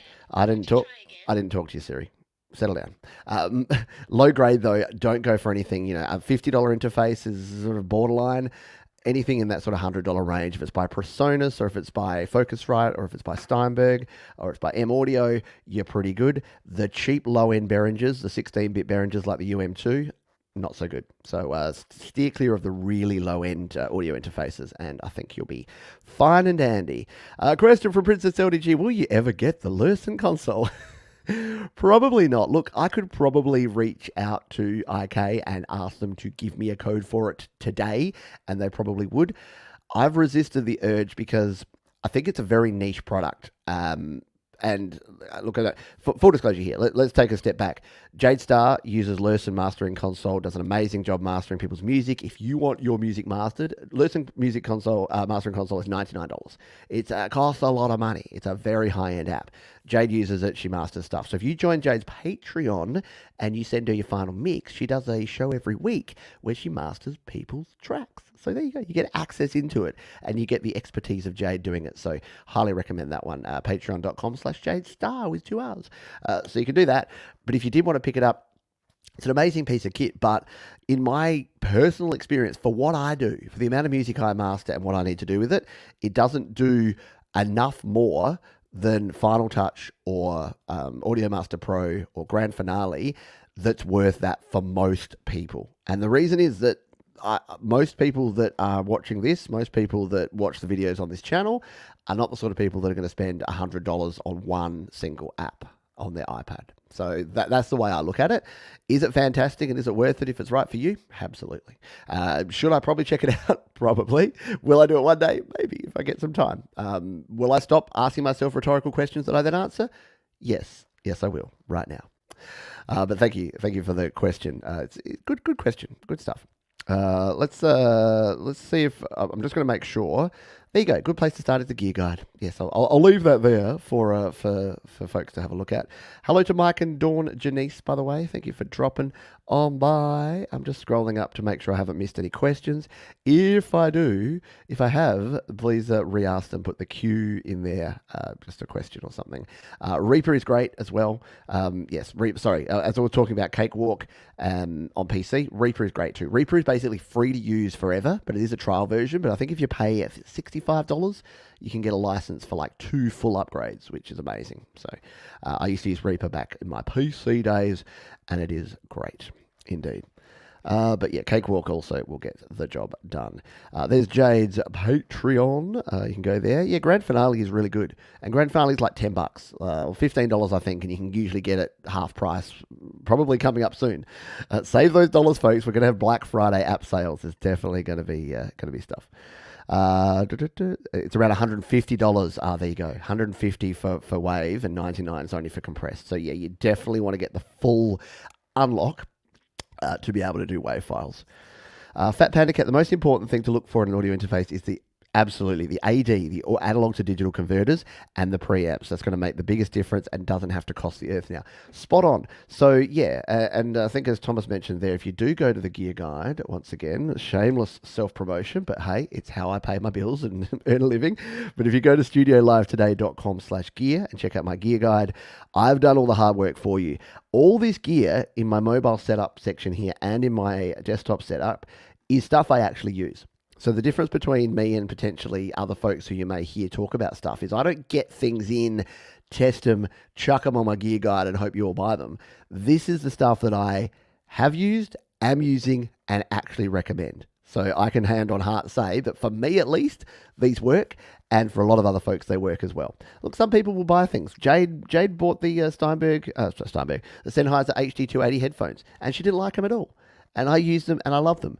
So you're not going to always, get bat 100 or bat 1,000, because sometimes it's different. Like something as simple as the shape of your head or the way your ears work can change the way a set of headphones work. So it won't always be perfect. The same with microphones. Some people's voices are different. I don't know if you know this about voices, but voices are different.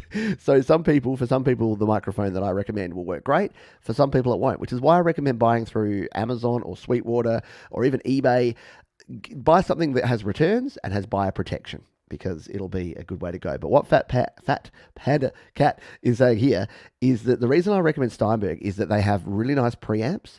They've got the Yamaha D preamps on here, which are really nice quality preamps, and they've got really good analog to digital converters. So you'd be saying, Johns, why are you paying $195 for that? Couldn't you pay, for instance, if we go PreSonus audio interface, couldn't you go for something cheaper like this, and it's only going to be $129? Yes, I could, but it's all sort of diminishing returns. Look, the PreSonus inputs, the audio interfaces are pretty good. they're really good. In my experience, when I've tried Presonus, they're not quite as good as the Steinberg. Like the analog to digital converters and the preamps are not quite as good. And the same again, if you go down another notch, if you go Behringer HD, which is kind of the lowest end that I'd recommend. And in fact, I think this is our next question. Oh, well, we did have audio interface question coming up, I think. There you go. We'll jump down here to Novi because we're talking about exactly this now. Oh, can't find it. That's not the right one. We'll just search Behringer audio interface. Behringer audio interface. So yeah, go to the gear guide for audio interface recommendations. But the lowest end that I would go with is the Behringer HD series. So this one's actually a pretty good deal. $69 for this one is pretty good. I know folks that use this series, folks like Glenn Clark, who makes amazing music, uses this. And that's actually an insanely good price right now for that. I've not used these, so full disclosure, I've not used these, but I've heard from people I know and trust that these things are good. Do not buy the UM2. If it doesn't have HD in it from Behringer, it is 16-bit audio and usually really crappy preamps. Whereas these ones, they use the Midas preamps, which are their upgraded preamps, and they have a much better analog to digital conversion, a lot less noise in the AD conversion. So as Fat Panda Cat said, they're the two things you need, and they are so much better than they ever have been before. So in terms of what you used to be able to get for $100 or even $200, my first audio interface, I'll show it to you, in fact.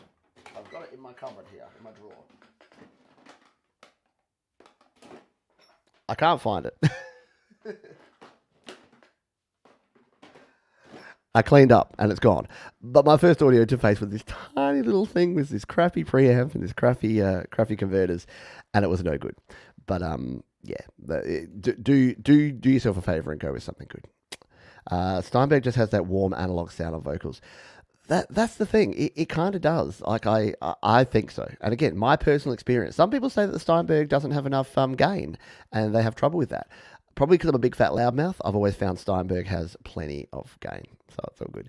Tim Osborne, welcome to you. I've tagged your question. We're answering questions in order here, so we will get to it. We've got about 40 minutes left, so I'm going to try and get to every question that we have in the backlog, and then we should be good to go. All right. Next question comes from Jonathan McCulloch.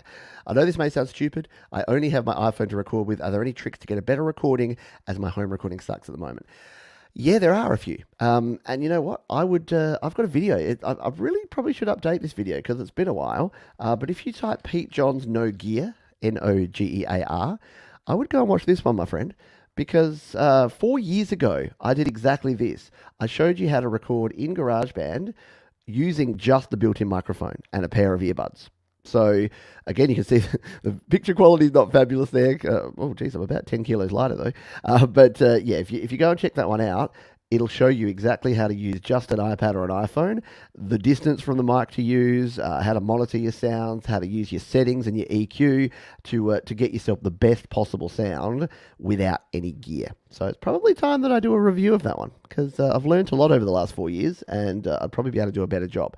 But go and check that one out. And don't, again, you say it might sound stupid. No.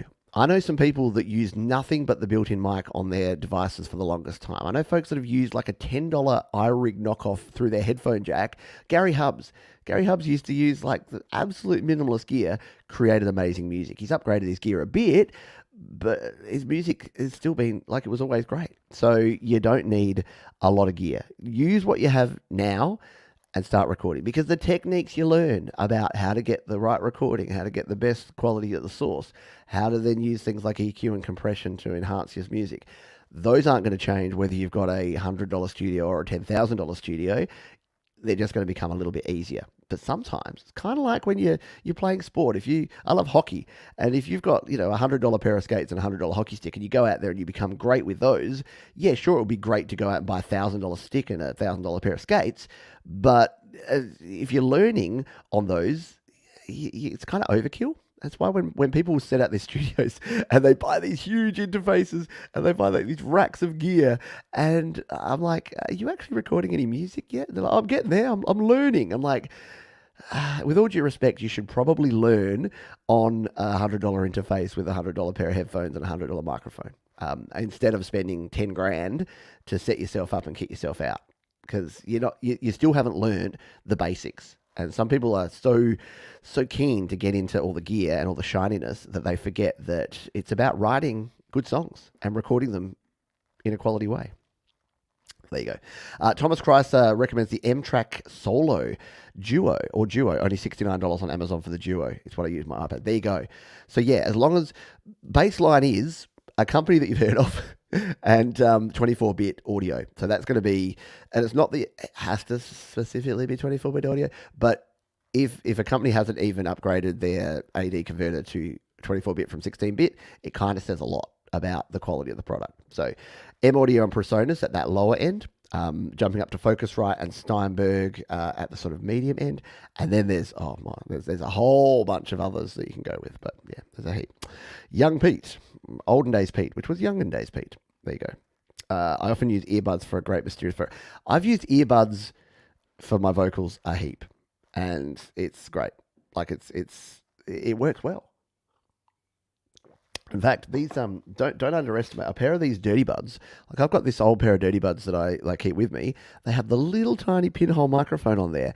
I'll be out recording song ideas, just walking around, and the quality of audio that these pick up, I'll then come back in the studio and try and re-record. Like say I do some backing vocals. The number of times I've recorded backing vocals on these, come back into the studio, tried to re-record them, and they sound worse because I just haven't captured that spirit that I had when I was recording them. I've done it a heap of times.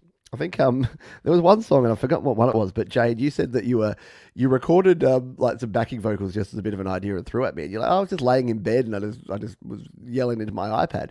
But it sounded really good, and I blended it in and mixed it in with the final song, and it works well. So yeah, you don't need all the good things.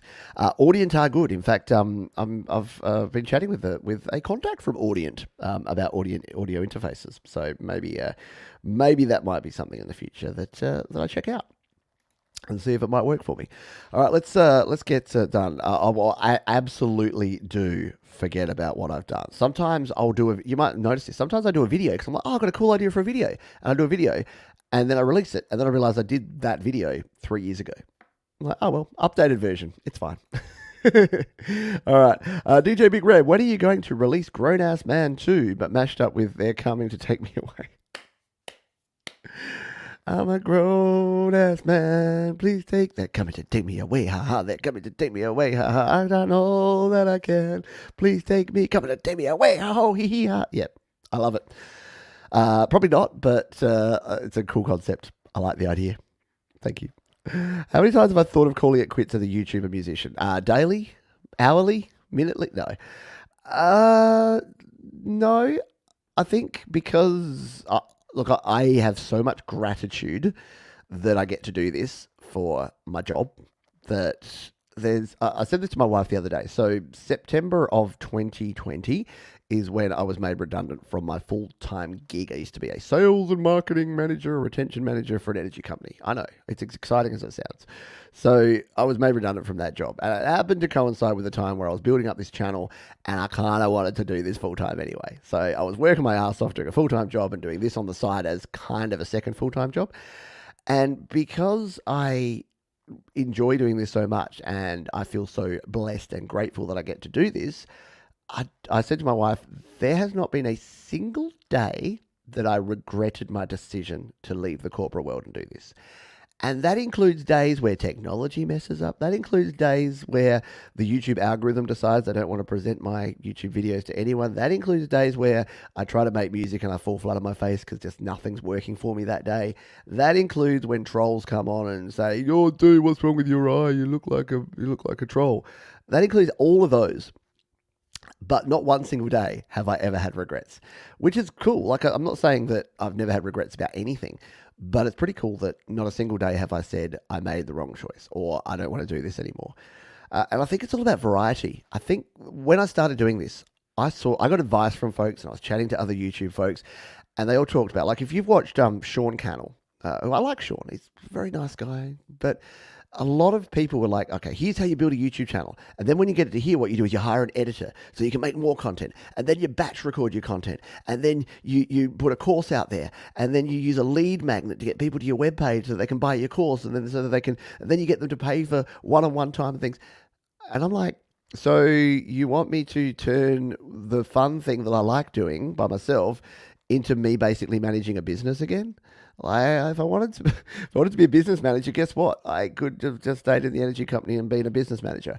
I do this because it's a creative outlet because I get to make the choices, I get to have variety and do different things. So I think as long as I keep changing and pivoting and doing new things, it's why I just decided to do some AMAs again.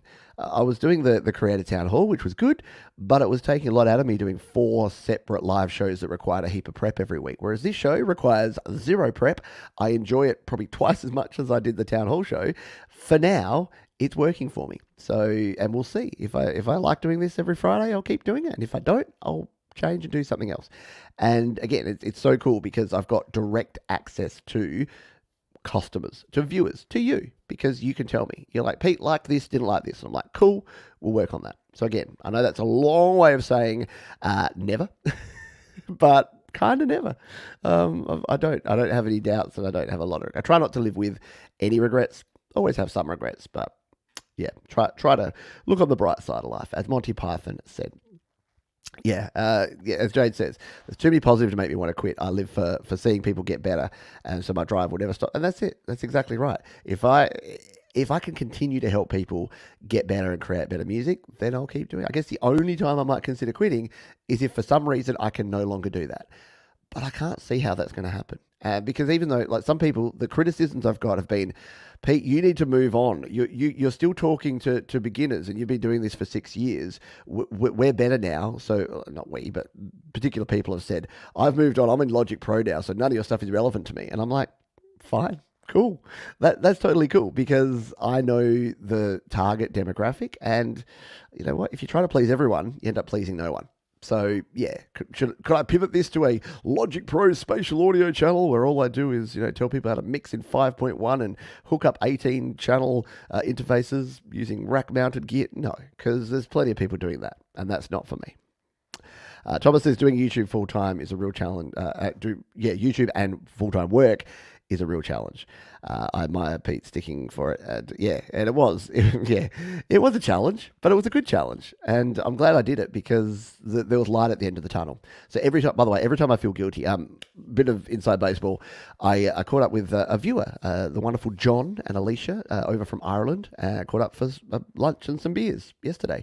And John was saying to me, thanks for your help, because John's asked some questions and he's been part of the community and stuff over the years. And he said, thanks for your help and thanks for doing this. And he very kindly bought me lunch as thank you. I'm like, you don't have to do that. It's kind of like my donations. Highly, very, very nice, but not expected. So we were hanging out and we were talking about exactly that. He was talking about the fact that he's like, oh yeah, I found your channel and then I found that this helped me out and this helped me out. And he's someone who has moved on. He's using Logic Pro and stuff, but he's like, oh yeah, I still go back and occasionally find something that's useful. So I had a tickle in my throat there and it wasn't going away. I'm getting all choked up. It'll sound like I get all choked up. But yeah, so shout out to John and Alicia. Hope they have a good rest of their trip here in Australia. All right, g'day Manny from the Lily Pillies. Absolutely. You can never learn enough. Exactly. And I think if you, the moment you stop learning or attempting to learn and think you got it made, don't. Like the quickest way to know when someone is not an expert is when they tell you how many years experience they have doing something, and for some reason suggest that means that you should therefore listen to them and everything they say is correct. Could not be, in my personal experience, in my opinion, couldn't be further from the truth. The real experts are people who don't need to tell you their credentials. They let their output do the talking. And I've used this example before, but I love Masterclass. I'm a Masterclass subscriber because the people that run Masterclass courses have no ego. They have no need. Hans Zimmer doesn't need to tell me how many freaking movie soundtracks he's worked on because the proof is in his output. Tom Morello doesn't have to tell me what a freaking amazing guitarist he is because I've heard Rage Against the Machine. I know. And these are the folks that when you listen to them teach you things, they say things like Hans Zimmer. You got to see, if you haven't seen the Hans Zimmer Masterclass, go and check it. I know it's costly, but it's so good Because he's sitting there. He's like, look, I got this fancy gear, but I like to get my MacBook and just open up Logic and throw some samples in. And he's like, and I know that in 20 years' time, it's going to be an 18-year-old on a laptop that's doing what I do here. So, like, just having that realization and that humble ability to realize that, hey, I'm good. If you're good enough, you don't need to tell anyone. It's the folks that are constantly big noting themselves and telling everyone how great they are and how much experience they have that either probably have a problem with ego and or they aren't actually creating anything good.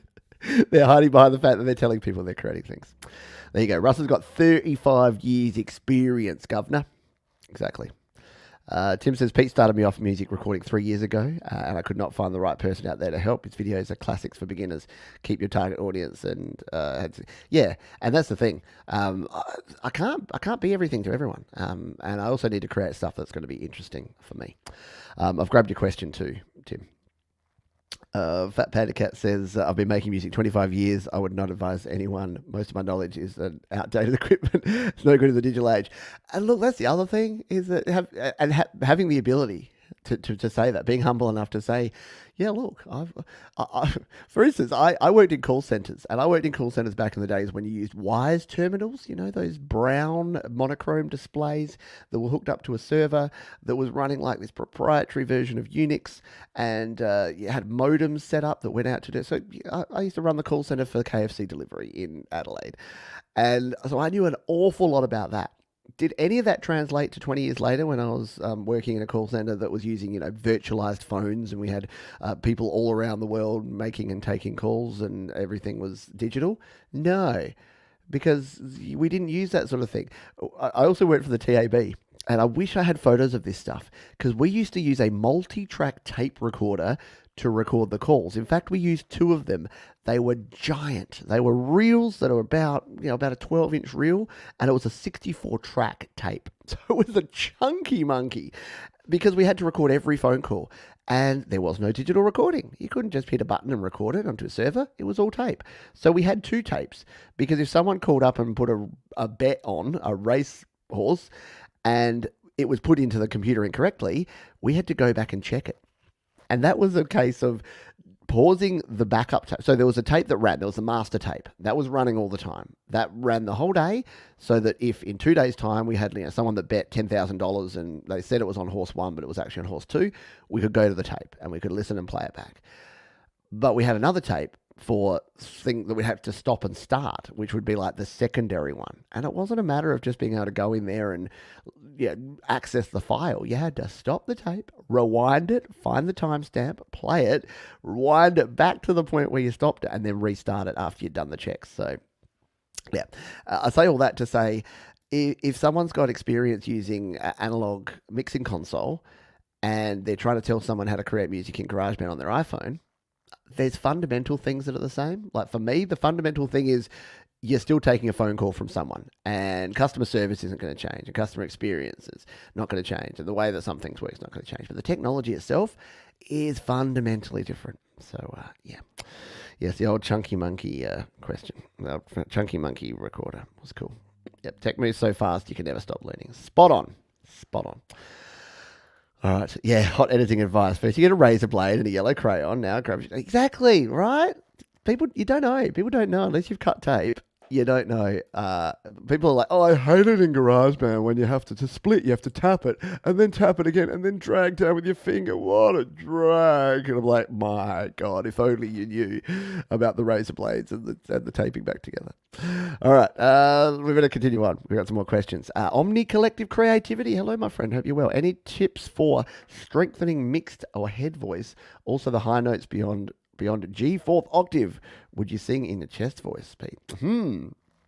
So my knowledge of singing and vocals is, again, all kind of self-taught and all kind of not technical, I would say.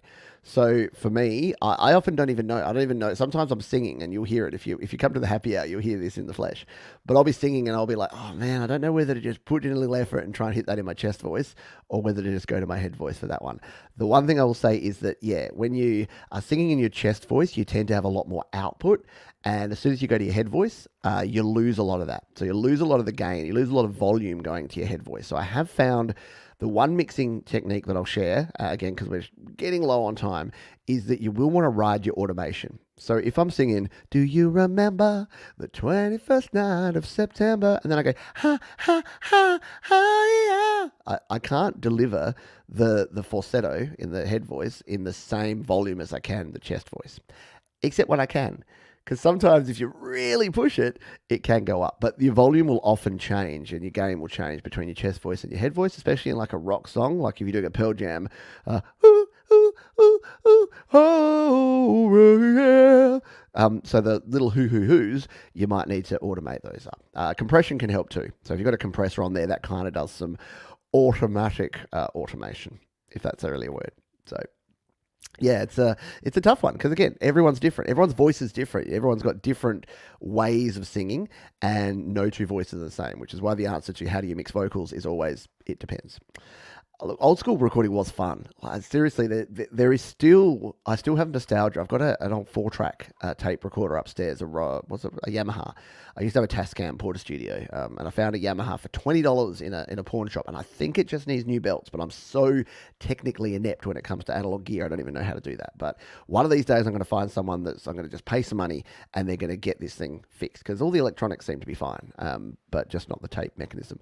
But yeah, having a 4-track and just hitting record and playing something, and then hitting record again and playing something else, and just building out a track, there's kind of nothing like it, is there? It's very cool. 90% of old school recording was paperwork, right? Isn't that like the 90% of the music industry is paperwork? It's all just like business meetings and marketing and A&R, and the actual music is just like, oh yeah, I guess we should make some music now. The days of formatting tapes. Oh, mate. Like, yeah, don't get me started. Old school recording sucks. There you go. You got differing opinions. But yeah, look, I think it's kind of like when I get out my PlayStation 1 and I start playing some games. In my head, my nostalgia for it is, this thing was awesome. I spent hours on this. But now when I compare it to a PS4 or a PS5, those old games are really crap. They're not good, are they? Yeah. Yeah. All right. We're going to move on. So great resource for vocals. So what did Mother Jessie? Chris Liap? Okay. Tape spooling. Oh God, right. Chris Liap. Let's check him out, because I was talking to John yesterday, again at the pub, as you do, over a couple of beers, and I'm like, I'm astounded at how many people I don't know. And the amount of times that someone says, oh, you got to check, you'd know blah. And I'm like, no, this is probably who John was talking about. He said, Baldy vocal coach. So I'm almost positive that this is Baldy vocal coach, because he's a bald dude and he's talking vocals. So there you go. I'm going to subscribe. By the way, I don't like that the subscribe buttons are black now and that everything's a bit different in here. But yeah, there you go. That's cool. Look, smells like Team Spirit multi-tracks. There you go. Listening to Kurt Cobain. Very cool. All right. So yeah, I'll have to go and check out Chris Liep, something like that. But yeah, if you want to go check here, I'll throw his channel ID here in the comments. So if anyone else wants to go and check it out, you can do that. But yeah, I was saying that there's so many times that someone's like, oh, have you heard of blah? And I'm like, I haven't. And then I go and check it out, and they've got like, 260,000 subscribers. I'm like, oh shit. But then again, a lot of people haven't heard of Pete Johns, which is fine, because unless you know, you know. The old school Nintendo and Atari are fun. They are, but they're not. The thing is, I don't know how I spent so much time. So, for instance, I do have an Atari 2600. I plugged it in the other day. I loaded up Space Invaders, which is classic, and I played for about 10 minutes. And I'm like, okay, I'm done now. This is very lovely and very nostalgic, but it's also super boring and super basic. So, I don't know. It's good though. Alrighty, let's finish up. What have we got? We got 18 minutes to go, and we got about 6 or 7 questions. So we should be able to cover through on these. I've probably not got a lot of time for any additional questions, but if you do, throw them in there, and we'll get it going. We'll get it going. Lee, hello Lee. I use Bruce-free noise reduction tool from GarageBand. It keeps crashing GarageBand because I have it in 6 different vocal harmonies. I have an iPad Pro 2021 with lots of memory. Huh, that's interesting. So yeah, it shouldn't really be causing problem. I haven't, to be honest, I haven't used Bruce Free a lot since I've upgraded to and look, I'm still on iPad OS 15. So if you're still here, Lee, are you on iPad OS 15 or 16? Because it could be that maybe Clevgrand haven't updated Bruce Free for iPad OS 16. If it's a brand new problem that you're having now. And look, not blaming and shaming here, but that's why I always recommend don't update until you absolutely have to. So I updated my old iPad Pro, my first gen, to iPad OS 16.1, just so I can have a play and a bit of a look and see if there's anything cool in there. But my daily driver, my iPad Pro 2020, this sucker over here, this is still running 15.7 and probably will for at least another month or so while they're ironing out the bugs in iPad OS 16.1. So that's the only thing I can think of. So what you're saying here, by the way, is if we this is my little Elon Musk tribute the other day. Let's play this. Yeah, girl, you better watch out. Elon Musk gonna get on your Twitter back.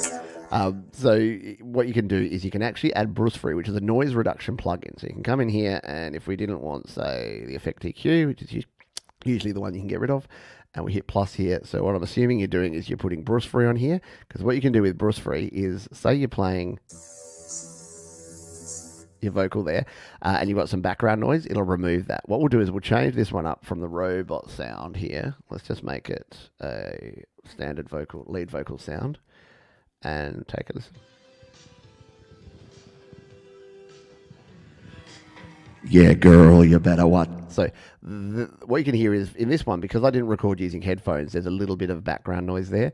So what Bruce Free can do, I know the idea here wasn't to show what it can do, but where did I add it? No, I had it. All right, edit, Effect EQ. I was on the wrong track. So if we come in here and we add Bruce Free to this track, what you can do is you can actually use the Bruce Free to sample the background noise. So if we hit play, hold the listen button, it samples that noise and kind of reduces it. Yeah, girl, you better watch out. So it's cool. It's a cool plugin, but it sounds like what Lee's having a problem with is adding it on multiple tracks, and then it's crashing GarageBand. I guess the workaround, like, it might be an issue. Like, I would try the usual stuff, turning it off and on, maybe removing, deleting, and then reinstalling Bruce Free is another thing from the App Store. Just delete it and then re-add it, and then try it again, removing it and re-adding it from the tracks. But if it's a continual thing and you just want to push past it, you can merge the track down. So that's probably the best bet. So if you've added Bruce Free and you've got your noise reduction on there, if you just merge them, and if they're backing vocals, you can even merge them down to one stereo track if you're happy with the levels and you're happy with all the other stuff. So in GarageBand iOS, it's just tapping on the icon, hitting the merge button, selecting that and whichever other tracks you want to do, and hitting merge. And what that does is it bakes in all of the plugins on that track. So it'll bake in automation, it'll bake in compression, it'll bake in effects, and then you'll have it there. So the Bruce Free won't be on here anymore because it's all been baked in there, but you'll still have the benefit of the reduced noise, which you can't hear because it's gone. Yeah, girl, you better watch out. Elon Musk gonna get on. So again, sorry I can't completely answer that one, but that's some ideas, some troubleshooting tips that I would go with that should point you in the right direction there. But good question, and if you haven't tried Bruce Free, then yeah, you're gonna enjoy it, I would say. The questions are flying in here. Let's continue on and answer these few. So we're gonna have to do some quick answering here so that we can get through all these. Tim Osborne, hello to you. I use iOS iMovie. I do all my young son's videos for his YouTube channel on this. Cool. What is the learning curve for LumaFusion? As I want to keep doing everything on my iPad. Look, it's not super steep. It's steepish. The reason I say that is that the basics with LumaFusion are pretty straightforward. If you, in fact, I would go as far as to say, for basic editing, for me now, and maybe it's because I've been using LumaFusion for so long, but for basic editing, I find that the workflow in LumaFusion is better and easier than doing something in iMovie. So, for instance, if you're not familiar, by the way, LumaFusion is in my opinion, the best video editor here on iPad. It is super simple to use, iPad and iPhone. I actually edit all of my videos for this channel. I edit on my iPhone. So the video I did earlier in the week where I was walking around and talking about how I created my music video, that was all done, shot on my iPhone, then edited on my iPhone, then uploaded to YouTube on my iPhone. So everything I do on my iPhone. But the cool thing is that LumaFusion is just really simple because it's literally just drag and drop in, say, a video file there. So that's just me plugging in my phone. Obviously, these are not ones that we'd actually use. Drag and drop another clip in there, and it's as simple as just grabbing the end here and trimming. And like your edits are super, super simple. And if you've used GarageBand, it's got kind of a similar sort of thing. So if we want to split out a track there, we can split it, tap it, and delete it. Really, really easy. If you want to do overlaying and overlapping, you just add it above it. And this is where it takes a next level step from something like iMovie, because you can put tracks on top of tracks, you can merge between them, you can do split screening really easily. But for the absolute basics, I would highly recommend getting it. Wait, because I will almost guarantee you that it'll go from $30 down to $20 or your equivalent. I think you're over in the UK, so it'll go from £30 or whatever it is now, or euro, down to 20, because they usually do a sale around Black Friday. So I highly recommend picking it up, and I don't think you'll regret it. Once I've gone, like I still do videos about iMovie because iMovie is still pretty powerful, and if a lot of folks either can't afford or don't want the learning curve of LumaFusion, but once you've played with it, give yourself an hour, I promise, an hour of just playing in, working out your basic moves, which is just going to be your splits, your trims, and a little bit of maybe audio processing and maybe some transitions and effects. You're going to be in love with it. I've not come across a single person that has ever come back to me and said, "You recommended LumaFusion, it's a piece of crap, and I hate it, and I never want to use it." No, everyone says it's really good. I dig it. All right, let's grab our next question from Sean Adam Williams. Says, "I got a question. Why do independent artists gone through pain and strife like anybody else? Why do independent artists go through?" I mean, yeah, look, independent artists it's a tough grind. I'll guarantee the if anyone says, "How do I get famous in music?" My answer, or should I become a musician? My answer is, you gotta love it. You gotta love it for the love of the music. Because if you're getting into music to make money or to be famous, you do have an uphill battle. And I don't say that to be pessimistic or to shoot people down, but it's not an easy thing to do. To make it your career is really hard. And even to make it where if you get a record deal. So this is the thing. I was talking about this with John yesterday too. I worry because a lot of independent artists go, "Oh man, just got a record deal. I'm so lucky." Quite often, you're actually better off remaining independent because a record deal these days is not what it once was. And even back in the day, it really wasn't ever anything guaranteed, because what a record deal does is it just means that there is someone there that may be able to help you promote and help you with the recording and the development and the marketing and that sort of thing, but they're going to take their cut. And a lot of the time when you get paid as part of a record deal, and Russ will know this because he's had a lot of experience with this, you're getting a grant, you're getting a forward of that money, and it's usually written into your contract that as soon as you start selling or making any money, that gets paid back first. A bit like your old student loan. Yeah, you're not going to become a doctor and then suddenly be making 100 grand, 200 grand a year. If you got a student loan, that gets paid first. And it's the same with the record company. They get paid first. And the way record companies work, and pretty much always have, is that they just roll the dice. And they just hope that if they sign 100 bands, that one pops off, the other 99, if they don't make money, that's fine by them. They can take a $20,000 loss, but you're probably not going to make any money, and worse than that, you might be in debt at the end of it. So do I say all that to discourage you? No, but I say that to say, be realistic about what you're doing and have a plan B, for goodness sake, because it won't always work out. It won't always be something. So, but again, I think that it's still worth doing. And the more you do it, the more practice makes progress. So just keep at it, keep creating, keep doing your thing, and keep learning, because you're only going to improve. Very few people have started out really amazing and then get worse every time they create a new song. I'm sure it happens, but very rarely, in my opinion. All right. A few more questions here. Why am I still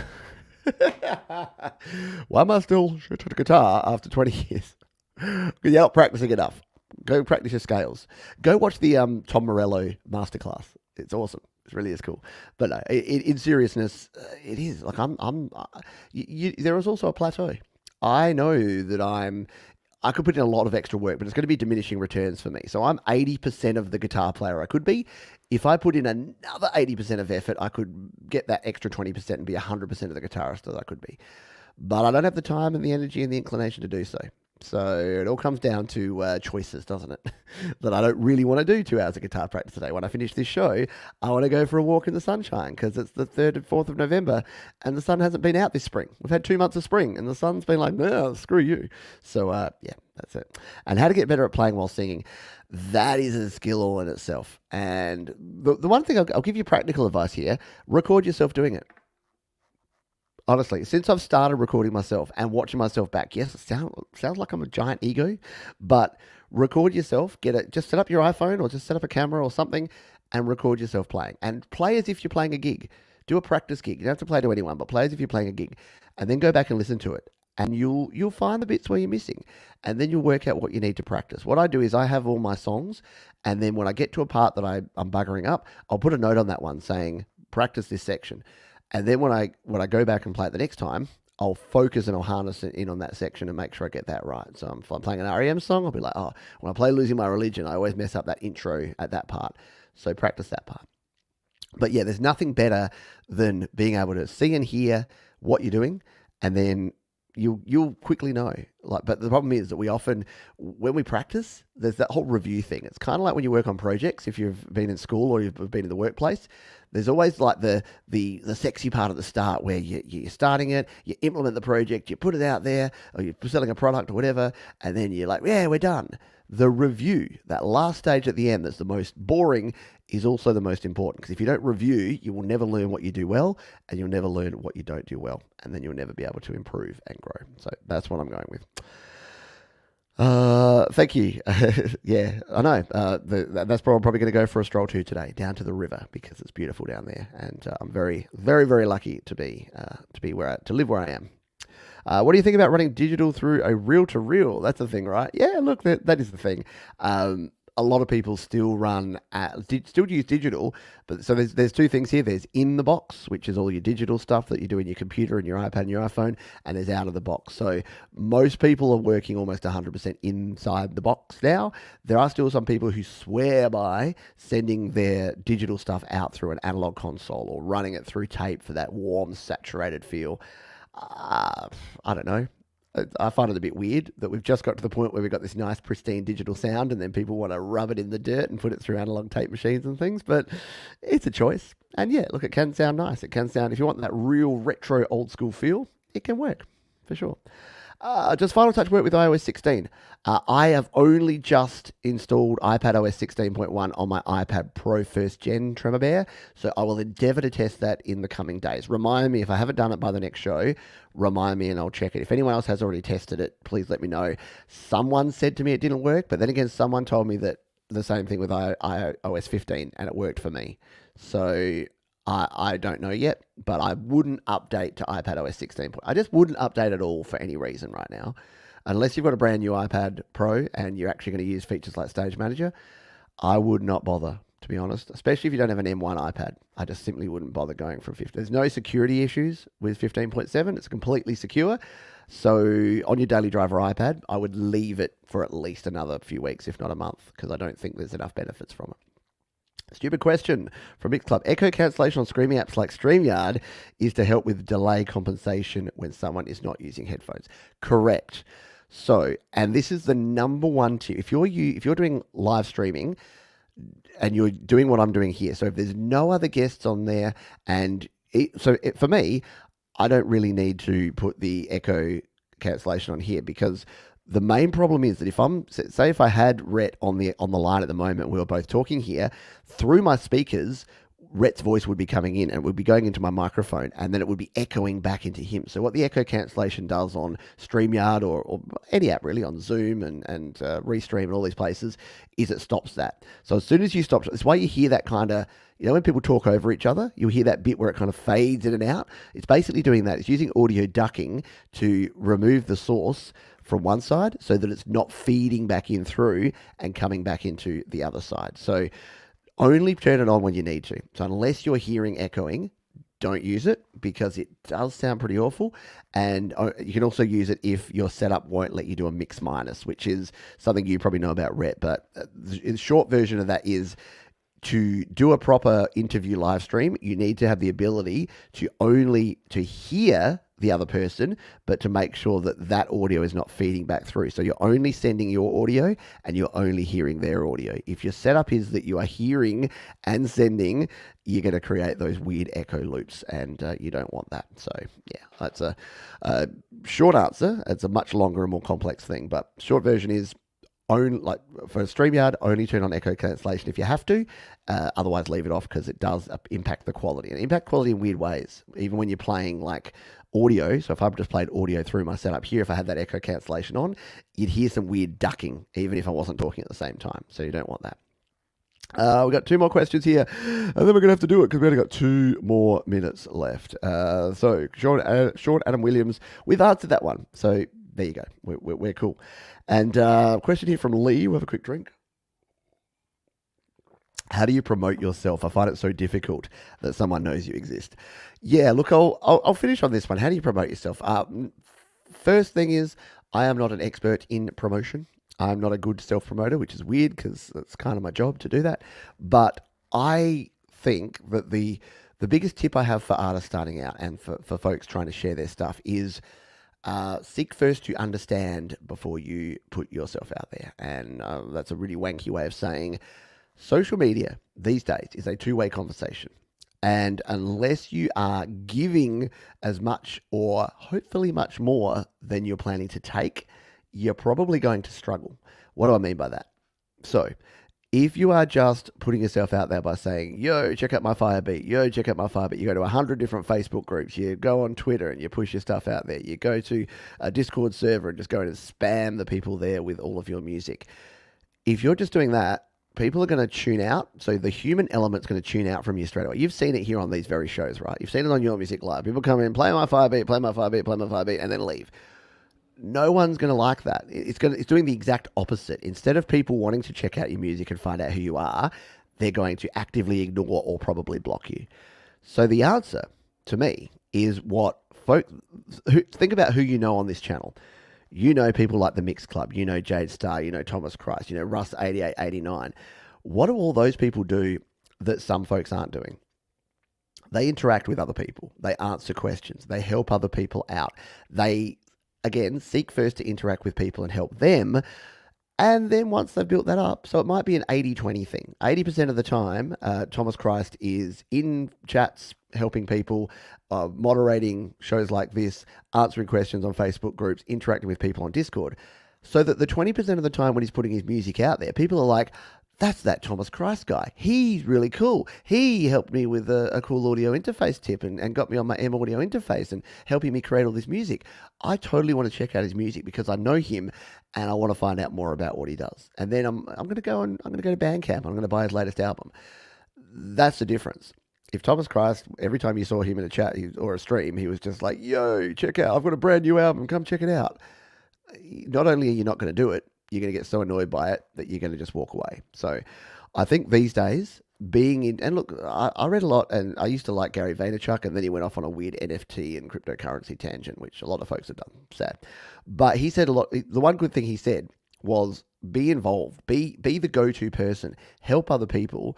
And then when you put something out there, and there's a book he wrote called Jab, Jab, Jab, Right Hook.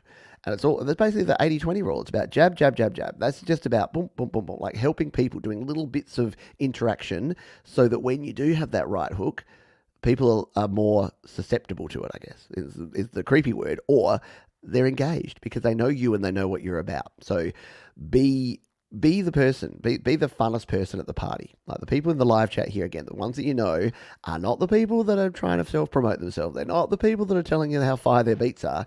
They're the people that are having genuine interactions and genuine chats about things to try and help other people.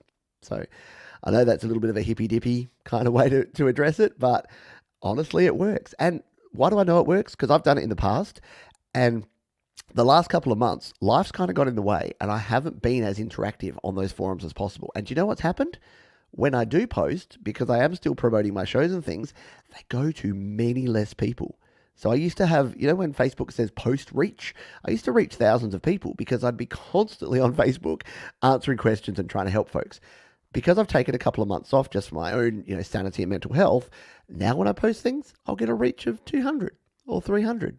So it genuinely has a difference because these platforms, they want two-way interaction. If you're just pushing your stuff out there, it's not going to help because it's not going to encourage other people to catch up with you.